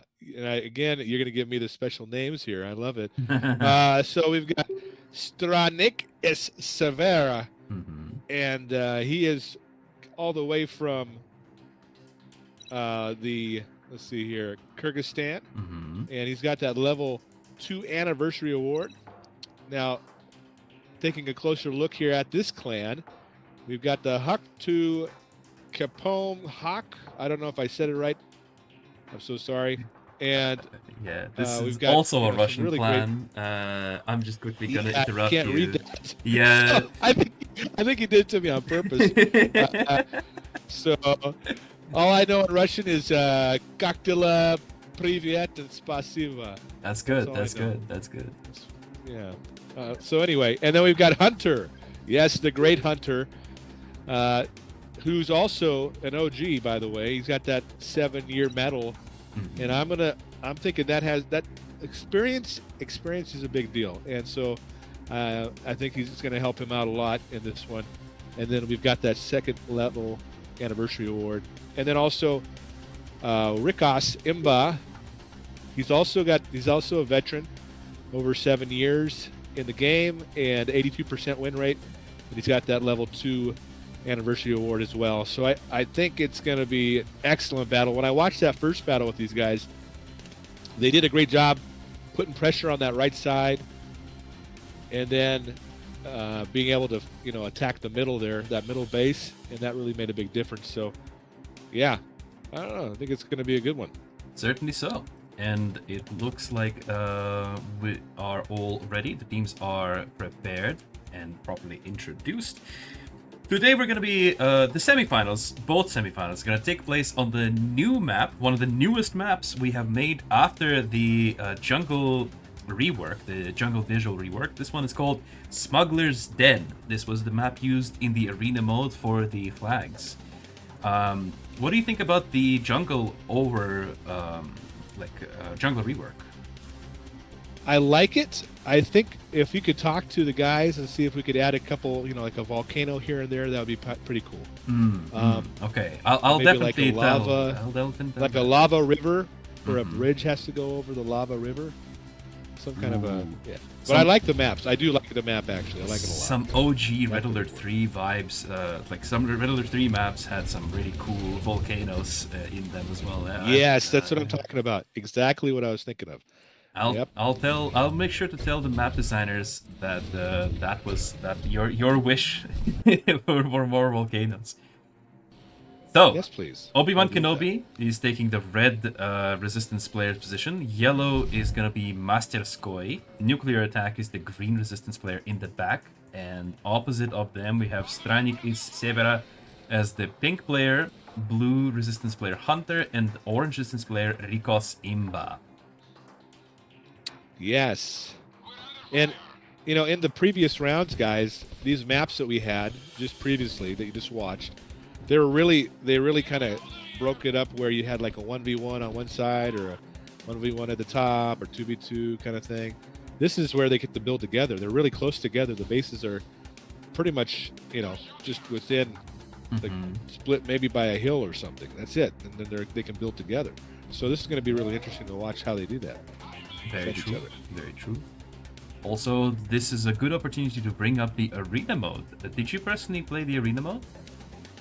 I did. I played the arena mode. I got to, I didn't have a whole lot of time, but I did like 1,000 cakes or something, and so I felt pretty good about that. And nice. I liked it a lot. Got a lot of gold. Got a lot of rewards. Got the first medal there. It was a lot of fun. I enjoyed it. That's very sweet. That's very sweet. I played the arena mode a few times. Only a few times because, to be honest, I played it in playtesting and I don't have great memory. Like, I have PTSD basically because I kept playing against Stratiak, who is the head of testing, and Danketir, who is the head of game design. And when they are on the same team, you have no chance. It's it's impossible. Wow. So I just kept getting it handed to me, and I was like, oh. Yeah, Donkey Dare's great. I remember back in the day when he came on my live stream, or I go on his live stream. It was fun. He's great. Definitely, most certainly. He's still streamed, by the way.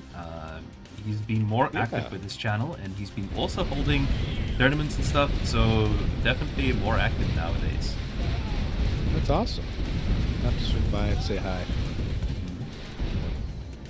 Ever since he stopped appearing on the Russian official stream, he started focusing more on his personal channel.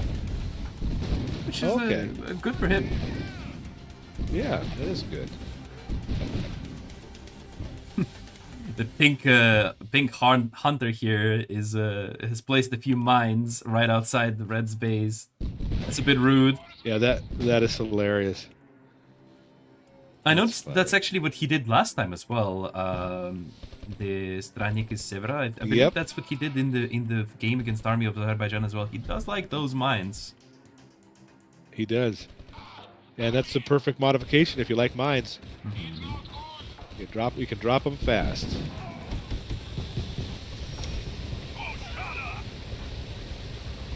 Yep, Wolverine versus Wolverine. He's gonna place more mines. Even as he's getting attacked by the Wolverine, he's just gonna drop these mines. And it does take out the Hunter with it, so it was worth it. Wow. It worked out. These Wolverines shooting each other, missing like Red's half the winning that shot. one. Red is winning that one. Yeah, it's true. Red Which is winning interesting, that one. actually.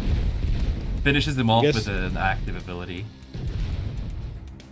Yeah, I guess it's better not to run away with the Wolverine. If you're standing still, there you get more accuracy. Yeah.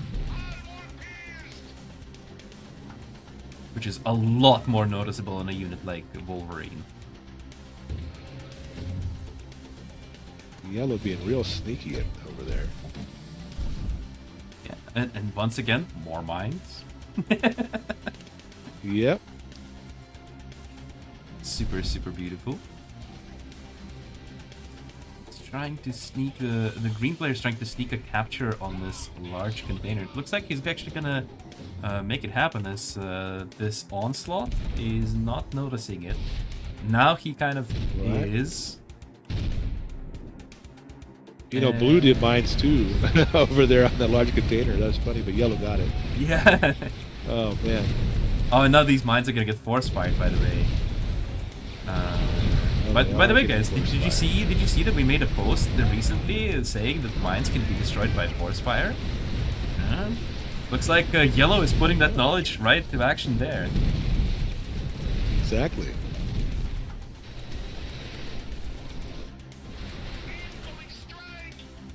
You mean no Confed clan managed to reach this level? That is true, they did not.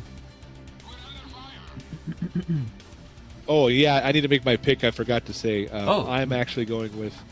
I'm not going with KSRK this time. Oh, okay. So they're gonna lose then. Yep, I'm going with the pink, orange, and the blue. Okay. I get it. Well, I'm gonna vote. I'm gonna pick KRSK. I hope that they now reach the final. I want to see it. I want to see the guys who beat the previous champions. They need to become champions now. That's just how it works. That's the rules. Yeah. Well, I guess we'll see what happens.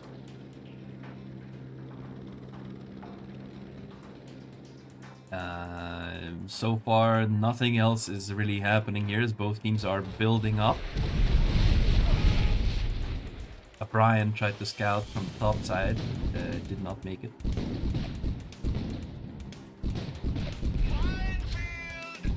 Minefield! Oh, by the way, they actually can see that mine because the armadillo, like I mentioned, can detect mines at a very large range.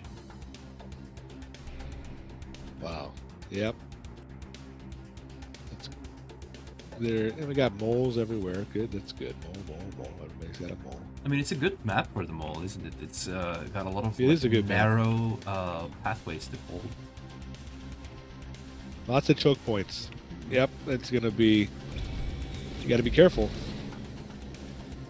So we already discussed where the desert treasure is, but now I'm gonna ask, where is the smuggler's den? What do you think?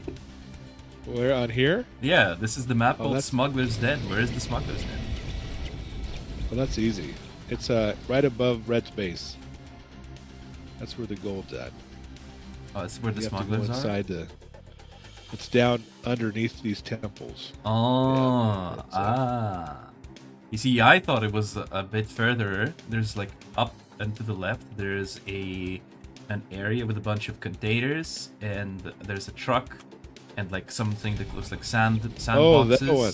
Oh, yeah, maybe bags.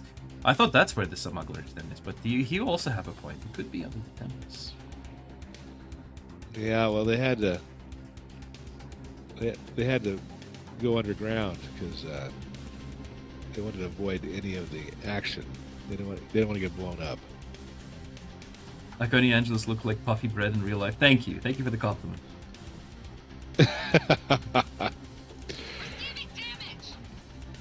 What comes after 7 years in battle? If you're talking about the award Finaceville, then it's probably the 10-year award. I was gonna say that nobody's hit the 10-year yet. They have actually. They have. Oh, the one. That's right. Somebody did. That's right. They had a couple. Beeves is the player that definitely, most certainly, has the 10-year award. We even made a post about it, telling everyone to go I say remember that. hi. I remember that. Beeves The is big guilty. deal. Yeah. He's a rank. Was he a rank 30 or rank 29 or something? He is, I believe, ranked 29, but Okay. he is the first player to ever write a message in the game chat. So that's why he's like kind of known. That's wild. Wow. When the game's launched, he was the very first message in the chat. That's awesome. Trying to follow this Hulk here because it scouts out, goes back to base. They got some new features to play with the camera here, so I can now move the camera a lot smoother. Hopefully you guys are enjoying the show here and having a good time watching the tournament. After the scouting, though, it looks like HuKTo is going to move forward. That was a bit strange. Yep. Oh no, never mind. That was not. No, sorry. I got a little confused. It was Nuclear Attack's Chameleon, and I was like, why are they firing at the wrong Chameleon? So it was actually Nuclear Attack who pushed us slightly forward and paid for it. Yep. At the same time, there's action in the top. Yeah. And at the same time, there's action in the top right half of the map. Oh no! Orange bombed his own units, his own ally. Yeah, that was a hard hit too. Oh, that. I think they're gonna be okay. Well, you say that. The mole goes down. I believe that was the blue mole. Maybe it's gonna be okay, actually. Yeah, you're right. Well, this Bison needs to really treat. I'm just saying, green is going to push though. Green is pushing in the middle there, and red's pushing on pink. There's action happening everywhere all at once again. Yeah. It's hard to push this narrow choke point though. Once again. The thing is green should have went after pink too. This is the problem, right? So like if green would go after pink while red's hitting pink, then they could double team pink. Yeah, definitely. I think so too. And there's like an easier angle for him to move through. Yeah. But green's gonna have to retreat. But red is continuing the pressure here. These grenadiers are actually gonna dish out a lot of damage, but the Bison scared them off. I feel like maybe they needed to commit here a little bit more. Oh, the Bison goes down.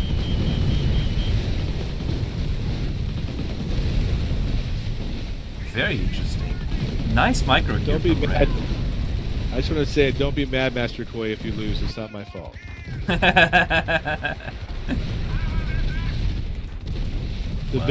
think a difference here is going to be that orange has the albatross, and there is no air units for red, green, and yellow. Yeah, so, that's true. Yeah, they're going to start bombing buildings.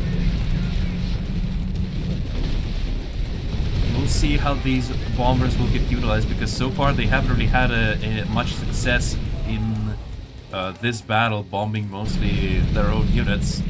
And speaking of Master Square, he's actually pushing into blue space, and he's going to take out this factory here. He must have heard me. He heard me, and he's not happy about it. Yeah.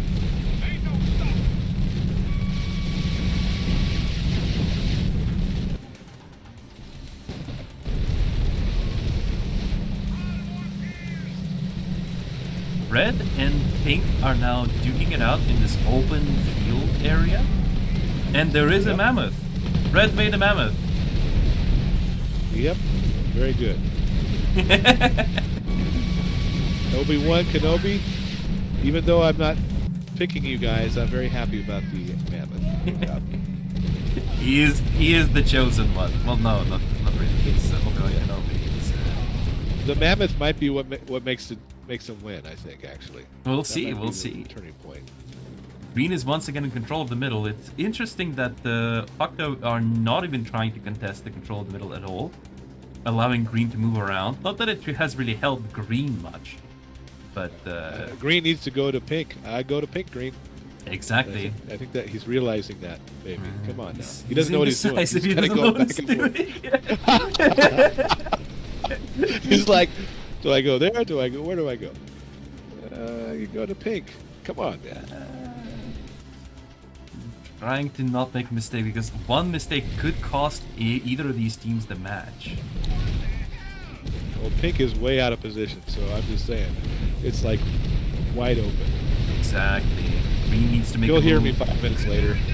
He'll hear me in 5 minutes. He'll do it. He's just gonna wait for 5 minutes and then hear you. Yeah, that's what this plan is. Albatross bombing run at the top there, taking out something. I think there was something there. I didn't see what. Well, he kind of trapped. He forced yellow to stay there and not go back. Yeah. Here comes some more. More bombing runs. Not bombed their own units, I think. Yeah, This that time. part is kind of. Yeah. He was anticipating that they would try to go forward. Orange is here with their own units and the Leviathan, and green once again is trying to help yellow with this push, but it is not a great idea as red is getting his base pushed into now by pink. Yep. I had a feeling about that one. That's why I was saying green needs to go to pink, but yeah. I think you were Green absolutely does not- right. He should have gone to pink, and instead he's now splitting his forces. Like half his army is going to pink's base, half his army is like stuck trying to help yellow. This is not very organized at all. Very misorganized offense by the KRSK clan. Yeah. And if blue survives this, red's done. Absolutely. Yeah. No one's coming to help red here, and yellow and green are trying to commit to this push, but now their armies are kind of stationary. Now would be a good time for these Albatross to do some work. Here they come. Here they come. Yep. Well, they killed the Jaguar, I guess.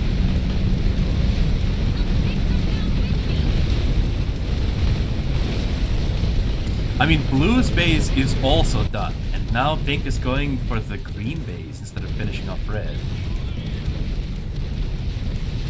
Well, he's kind of doing it. Yep. Is this a base race? Are the teams trying to base race each other? It looks like pink is definitely going to try, and but.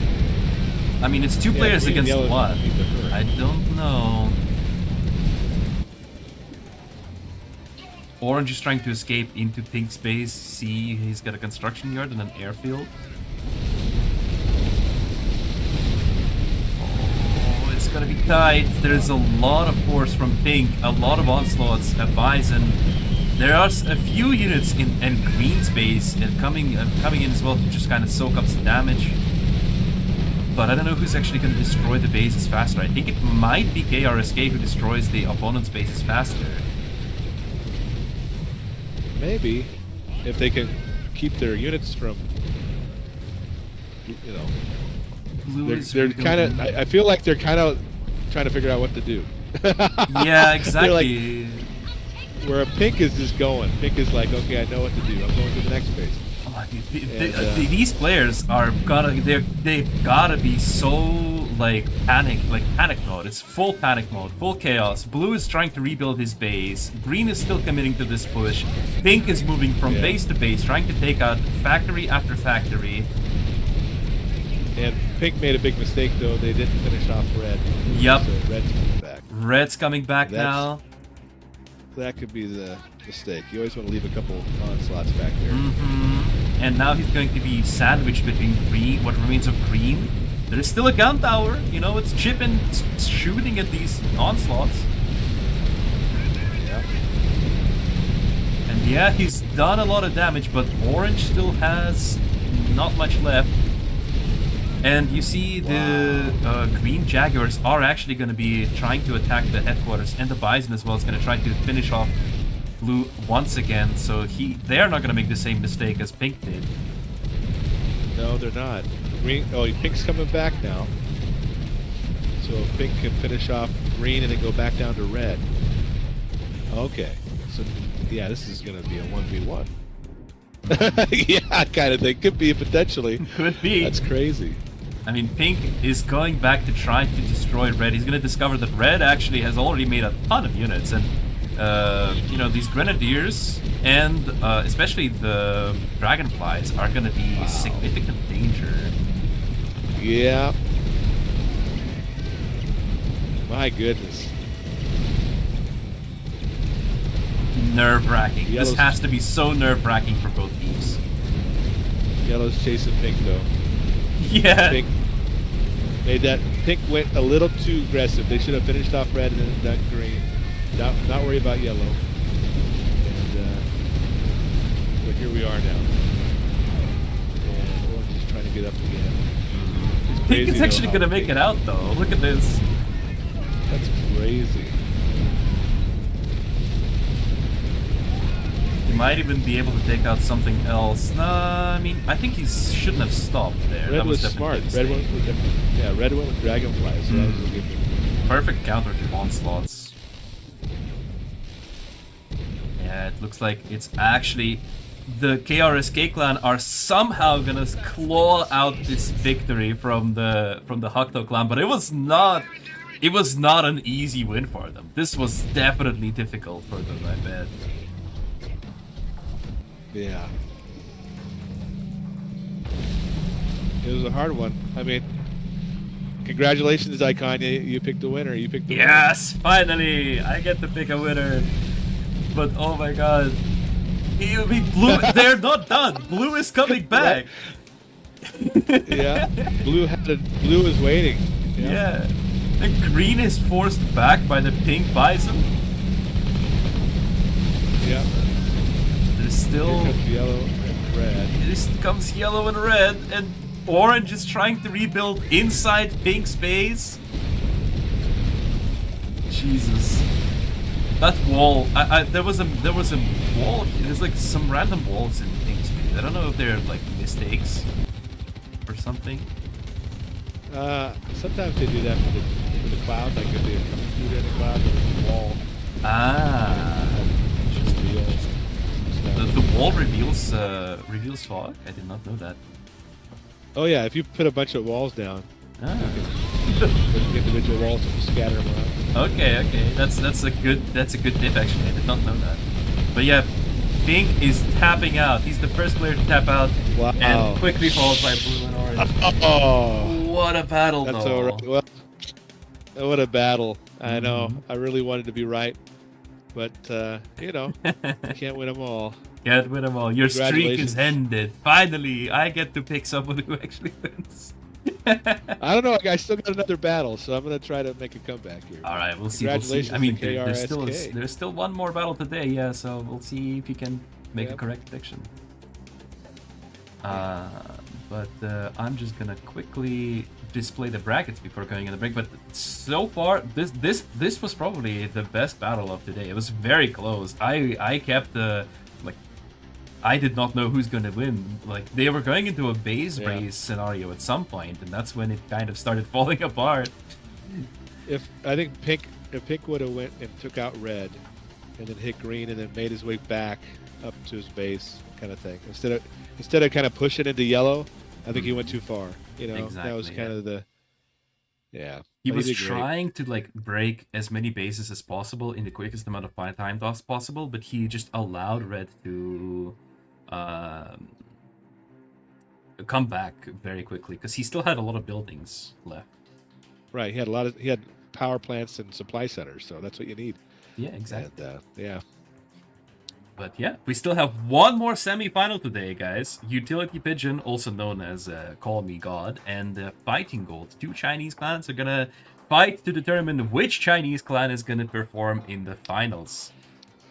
It's gonna be a hard one to pick. It's definitely gonna be a hard one to pick. But before that happens, we're gonna go on a 5-minute break. So if you guys want to see the final battle of the semi-finals and find out who's gonna be fighting in the finals, stay tuned, don't go anywhere, and we'll see you in just a few minutes.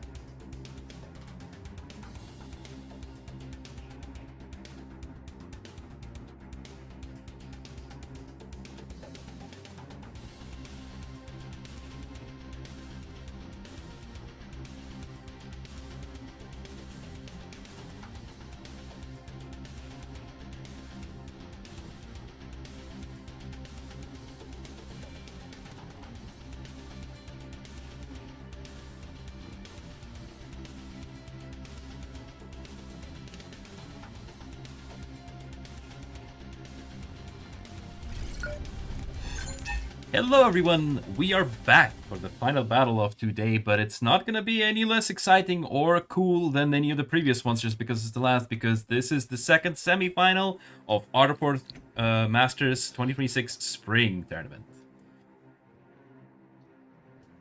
Yeah, it's gonna be good, guys.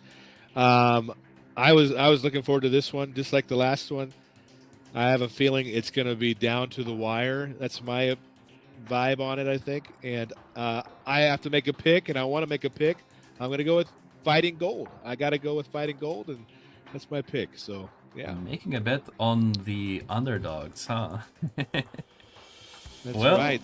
I suppose then I have to bet on Call Me God. Not that I didn't want to. I mean, I'll be happy. I'll be happy to bet on them. You know, they are really good players, absolutely. And I love watching them play. It's just so much fun watching Call Me God. As I explained it earlier, it's like they are dismantling the enemy team like piece by piece, and it's really fun to watch them do that. Let's see if they are. I would be surprised. I would be surprised if Call Me God goes. All of them go to one base or something, you know, like just a really overpowering kind of move maybe or something on this map, but we'll see what happens. Once again, to introduce the players, we have the Utility Pigeon clan with Cloud 0, 50% win rate, rank 21, Hero Challenger, rank 28, 100% win rate, and the level 3 anniversary award, tons of medals.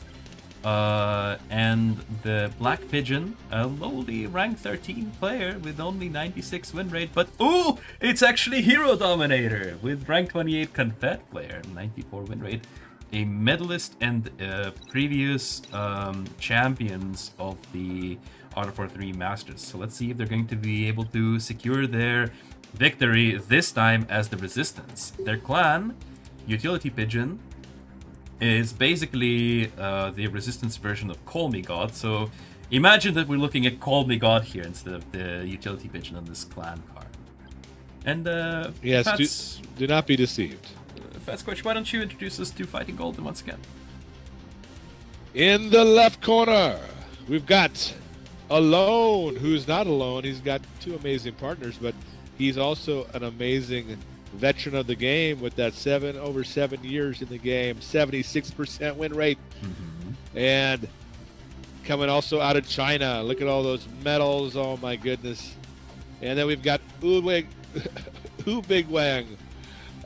My goodness, Ubi Wang. 2020. Yes.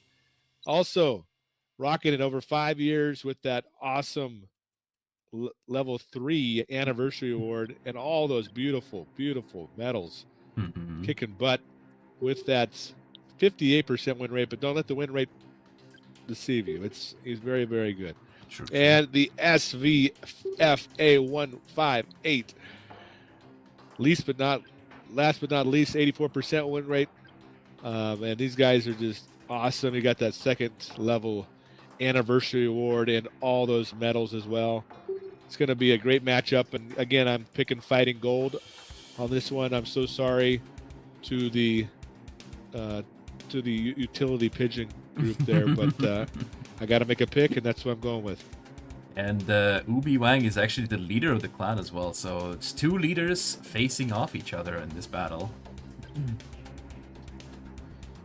That's right. There was something else. It can only be one. One winner. They got to move. Whoever wins this, guys, this is the matchup for the final. Indeed. And we are once again on the Smuggler's Den map. And I just like to remind everybody that all of these players have made it through the arena selection process, the selection stage where they had to win the highest win rate clans in the arena mode, which is equal upgrades. Then they had to go through group stage and fight 3 other clans to get on top and pass into the qualifiers. And then both of these clans had to pass through the quarterfinals today and beat 2 very strong teams to actually get here. So if you guys are saying, these are pay to win, weak players, you try do that. You guys cannot do that. I am 100% certain. So that's why these players are here today, and you guys are here watching with us. And let's just all enjoy this amazing, wonderful battle. I'm going to indicate to the organizers that we are ready to start, and let's hopefully get a fun battle. There's no pay to win here, guys. This is, I mean, I know you like to say that, but and if you want to say that about some of the PvP stuff inside the game, you can say that, but inside of this, with the equal lobby, there's no pay to win here. This is all about experience. It's all about your teamwork and the timing and the tactics and everything. It's just, there's no like advantage here with your account. So it's really comes down to experience, and these guys have made it this far because they have a lot of experience. Certainly. Both, I'm certain that these guys have practiced a ton before the tournament as well to get here, and this practice will pay off now. Yep, that's right. I do love Hero Challenger's avatar. That avatar's a fun one. The Bison avatar. Fun fact, actually, the hero avatar for Bison actually does have lore description for it already written. It's just waiting for the other hero avatar descriptions to be approved. All the avatars in some future, maybe not tomorrow, maybe not in a month, maybe not even half a year, but they will eventually get lore descriptions for each and every single one of them. So that will be very cool. Hope you guys will be looking forward to it. Written by yours truly, which is certainly not why I'm advertising it on the stream. Well, you know what? It's nice for you. Hey, it's okay to flex those talents. It's all good. I like that. And I thought you were going to say though that was like that avatar was actually one of the developers' faces or something. Like, it would have been funny. That would be so funny. Certainly not. I don't think anyone in our company has a face like that, but he does look very wacky. That's great. Teams are skirmishing in the middle here. The riflemen are fighting each other. The Bryants, as you like to call them. That's right. The Bryans are busy. Yep. I like it. It's a funny nickname for these for these troopers. Yeah, I don't know. I made a video. I think 1 or 2 videos way back in the day about Brian. It was like I made a battle and I just like used it as a story. It was like Brian coming out of the barracks. Did you call it Life of Brian? I thought about. I was thinking about doing like a series sometime, but I don't have enough time for that. But yeah, would have been a nice Monty Python reference. Yeah, it would have been. Oh no, I know. I love that. That's great. And I'm impressed that you actually know that. That's impressive. I like. I mean, it's one of the classics. Monty Python. It is very like pretty much around the world, I imagine. That's right. Bring out your dad. Yeah. It's only a flesh wound. What is the speed of an unladen swallow? Yeah, that's right. Oh man, Monty Python. A lot of you young bucks in the chat there, if you don't know what it is, you should look it up. It is quite funny, yeah. All right, people are the first heroes are out and about. We have Wasps, Wolverines. Let's check out what's gonna happen with them. Yeah, I always wonder, like what a player, why they pick like a Wolverine over a Wasp, right? Like it's like, I guess it just depends on your preference. I mean, what do you guys think in the chat about that Wolverine versus the Wasp?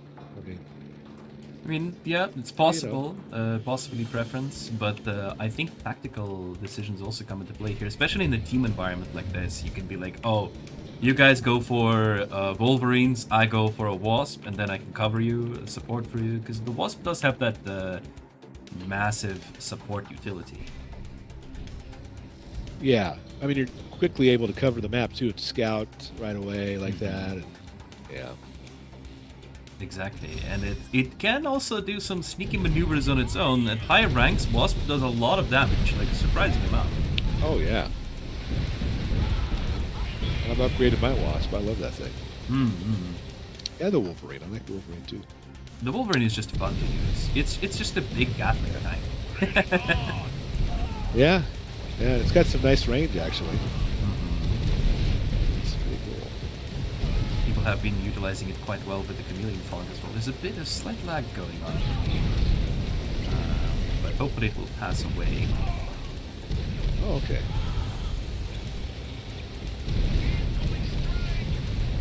It is possible because you know, these teams are connecting from China. Both teams are Chinese, so there might be slight connectivity issues between me and them. And we've got a nuke in the top left-hand corner. No, just joking. No. Oh no, I missed everything. I love the action though up in this top right corner here. Yeah, exactly. Blue and orange and yellow and green. Kind of fun watching them fight over this large container. Yeah, these players are giving us a big, good fight.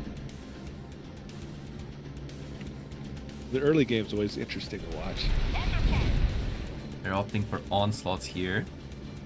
It's still unstable internet connection here. I mean, I hope it's not going to be present throughout the whole entirety of the match. But yeah, a little bit Don't annoying. worry, if you go black, I'll just narrate. Thank you.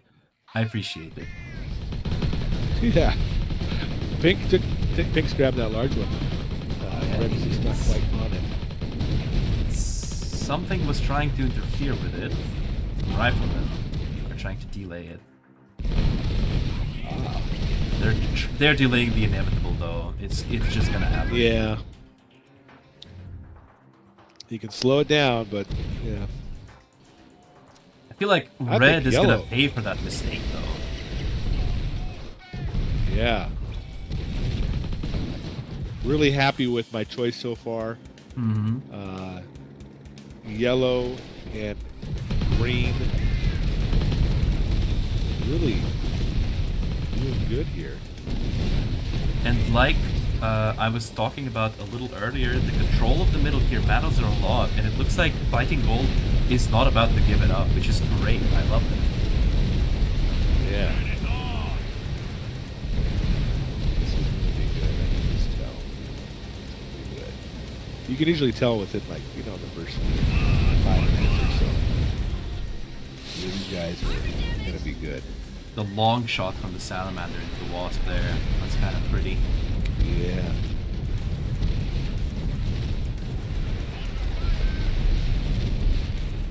I think the thing to keep in mind, I think Pink. Ooh, Pink could be, Cloud Zero could be giving Red a hard time here. We'll see. We will definitely see, that's for sure.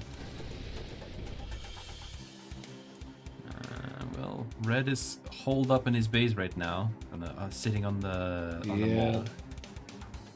I just don't see him making any more units, and that kind of needs to get some more units out. Yeah, interesting. You need like at least three regular vehicle factories and a couple special vehicle factories. I mean, you gotta. Yeah. He's got a lot of resources stockpiled. Fast, you know, but he does, and that's what's interesting. Oh, he was saving them up for the Now he's factory using- he's upgrades, I upgrading. guess. For the prototype Yeah, he's trying factory. to get up to level 3. Pink is ahead of him though, so Green is also. way I'm not ahead too of happy about that. I'm worried about Pink. I'm worried about Pink, and don't you upset my pick, Cloud Zero. Come on.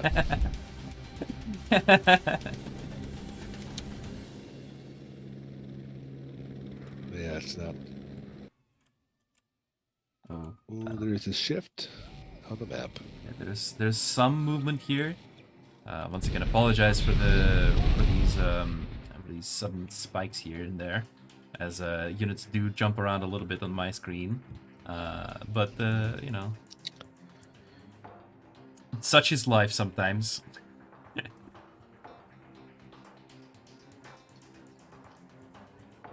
Such is life. Here we go. Yep. Look at that.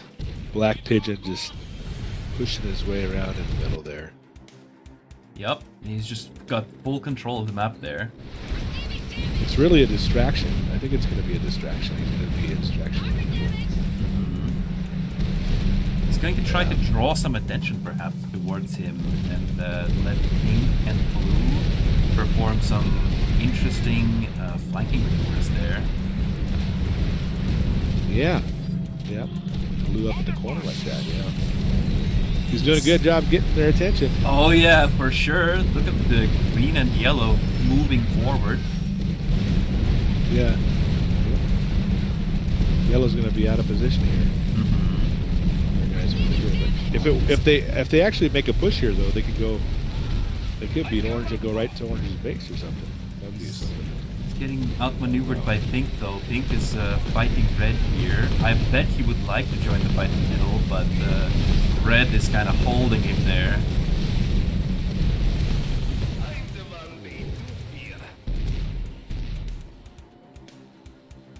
At the same time, blue is pushing into yellow's base very carefully. This is not an all-out assault, it's just a push. Uba Wang being smart about it, he left his mole, Wolverine, and Bison back in the base. Exactly. They are not gonna give up their base easily, and one supply center is not really a huge loss. He needs to be very careful though, the Bison might be overextending a little bit.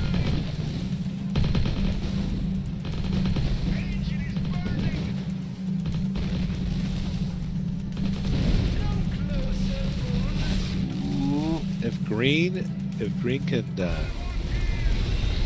get after orange here and make some progress, maybe, I don't know, we'll see.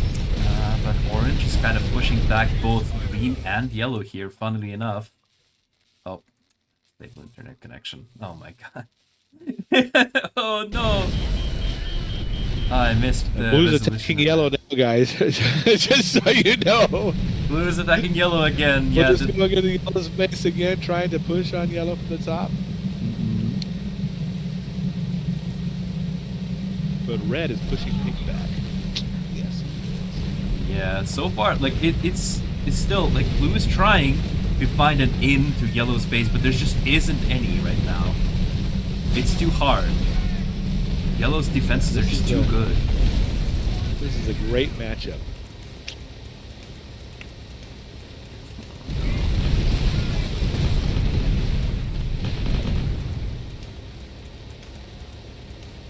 Oh no. Uh-oh. Uh-oh. Here we go. Well, he did manage to defend, but now here comes orange as well with another drive-by. Maybe they can do something here together. Orange pushed green back and then went right up to the top here. Try to help blue out. Yeah, but now green is gonna go behind orange, and I don't even know. Green should just keep pushing all the way up. Oh my goodness. Gonna have to come back over here to help yellow.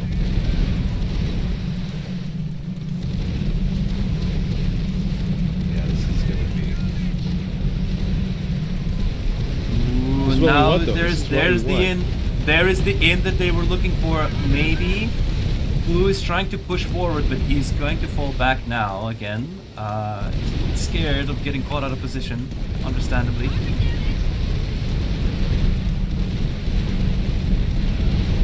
Yeah, this is what you want in the semifinals. This is great. Some great action happening back here. and forth. Uh-oh. Green was way out of position. Orange is going to go ahead and push into green's base. Oh. He's going for it. Oh, and he's kind of turning around again. None of these players want to get caught out of position, which is a thing, right? We're watching some great microing. This is, look at that. Green pushes blue back. Wow. Yep. And orange pushes yellow back into his base, forcing him to go out of the protection of the mole. I mean, the mole is really gonna make it happen for a yellow player to hold on to. Ubi Wang is not gonna go down easily. Wow. And blue got reinforcements, and now he's pushing green back. Yeah, I think yellow's. Oh, it's gonna be a rough one here. Pink is Pressure's pushing it to just- red, trying to find an entrance. Yeah, I don't think Pink's gonna have any luck against red. No, That's gonna be rough. This is gonna be, oh man. it's difficult. He goes in with the Bison, and now you have to commit. When the Bison goes in, you kind of have to commit now, because otherwise it's I gonna mean, just that's the go way down. to go. Just go for it. Yeah, just kamikaze with the Bison. Oh my goodness. All right, it looks like he's actually might be able to overwhelm red here. Hawks are coming in to support. Oh Whose Hawks are that? These are orange Hawks are coming in to support. no. Orange got Hawks. Orange got Hawks here to come in and help out in the battle. Wow. But someone needs to help red now. Red is in a very tough spot. This might be it for alone. It turns out he was alone after all. There's no one's coming to help. Oh my goodness. He was alone after all. That's great. I mean, it's tough though. Like, how do you fight this? This is difficult. It felt like this battle feels like God players were sharks in the water. They were circling around, fighting gold and trying to find an angle where they can pounce and do something. Constant pressure. Yeah. And now they actually also found an angle to use Hawks. There's not a lot of Porcupine. That's probably why they're even doing it. There's only barely a handful of Porcupines available for fighting gold. Wow.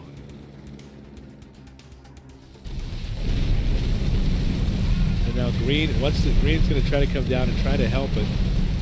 Blue's going to come down too. It's a little too late though. It's a little too late now though. Yeah, that's it. Definitely. Wow. That's it. That is it. And alone is alone. Alone is definitely alone. He was the last one. Oh standing. man. That's it. That was Wow. gonna be it. What a beautiful battle actually. This was very beautiful. Very pretty. Yeah. That was awesome pressure. I mean, that's like constant pressure. That's like every Confederation player's nightmare. Yeah. I mean, it Wow. wasn't the flashiest battle, right? For sure. It was No, not no, the no. flashiest battle. There wasn't like big, massive plays, but the way both teams played was incredible. It was like Oh, they yeah. were dancing around each other. Sometimes sometimes we watch those kind of things and we're like, and we kind of take it for granted, but because they're both like playing at such a high level, but fighting gold, they did such a good job, like trying to counter that pressure.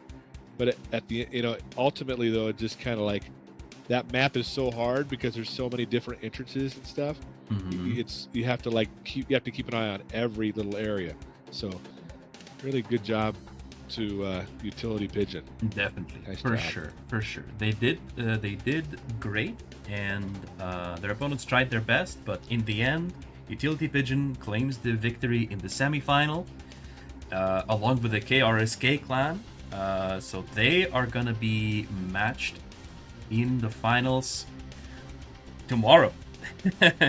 We're gonna find Wow. out what's gonna happen tomorrow at the end of this Art of War Masters 2026 spring tournament, and it's really fun. We had some amazing battles today. The quarterfinals, the Wow. semifinals, all were awesome. Yeah, very good, very very good. I was expecting it to be like just amazing. These guys are just top of the top. And if you're a Resistance player, I hope you're taking notes, watching how these guys play, because it'll help you. It'll just help Exactly. you get better as a player. So Certainly. Yeah. And what would you say was your favorite battle today? I would say the one right before this one. Just because I love it when it's like down to like bases and like you're almost like Battle invitation received. everybody's rushing to try to destroy a base and they're both in each other's bases. That's for me that's the fun.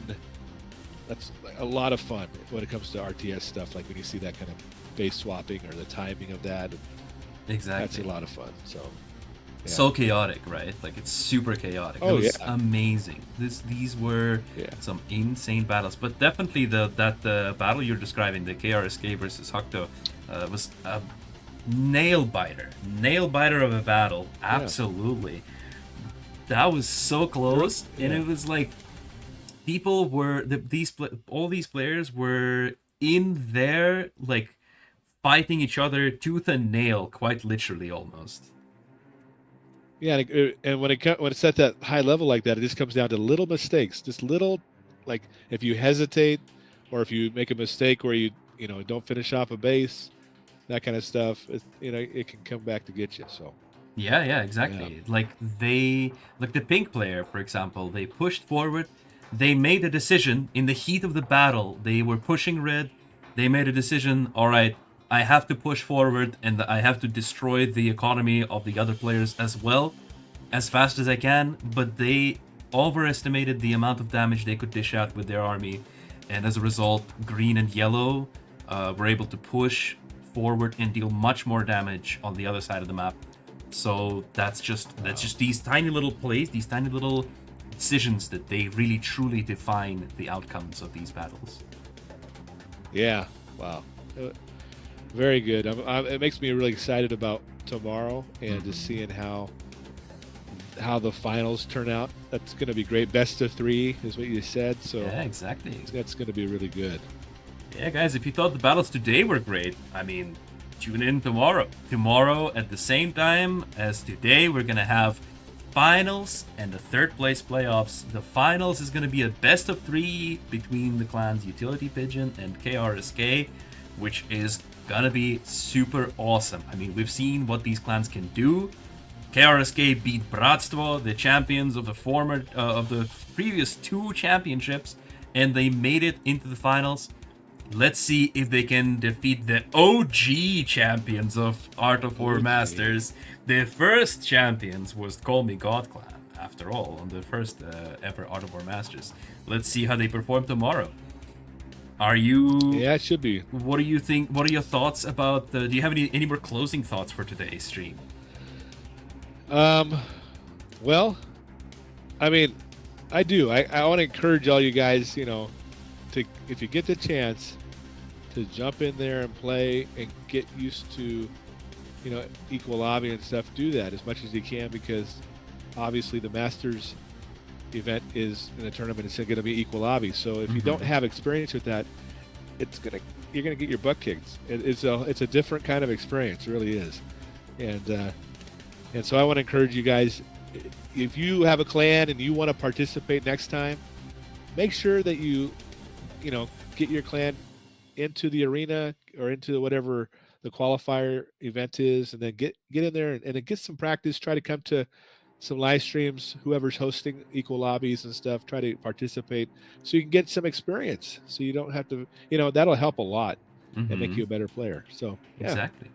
Perfect. Well said. It allows me to once again remind everyone that the arena game mode, where the qualifiers, like the qualifying stage, like the selection stage for this tournament, was the arena mode, which was available to everybody. Anybody could have jumped in with their friends, with their clan, play a bunch of battles, win more battles than everyone else, have a high win rate, and just make it into the tournament, which is why we have so many new clans that we have not seen before perform on Art of War Masters.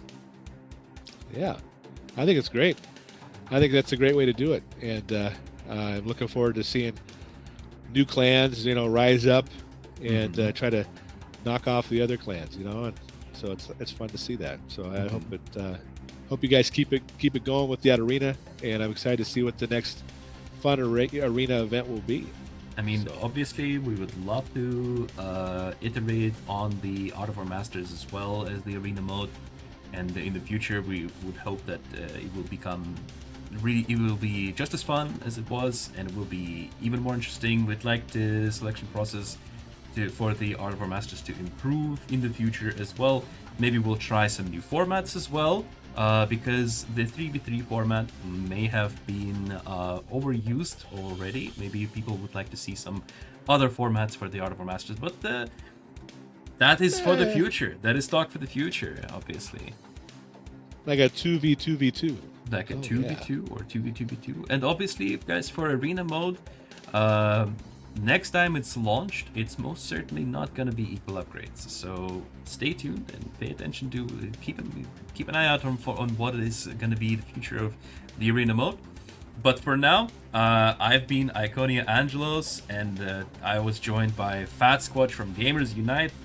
Yeah, thank you for joining me today for casting the quarterfinals and the semifinals. Thank you for having me. Yeah.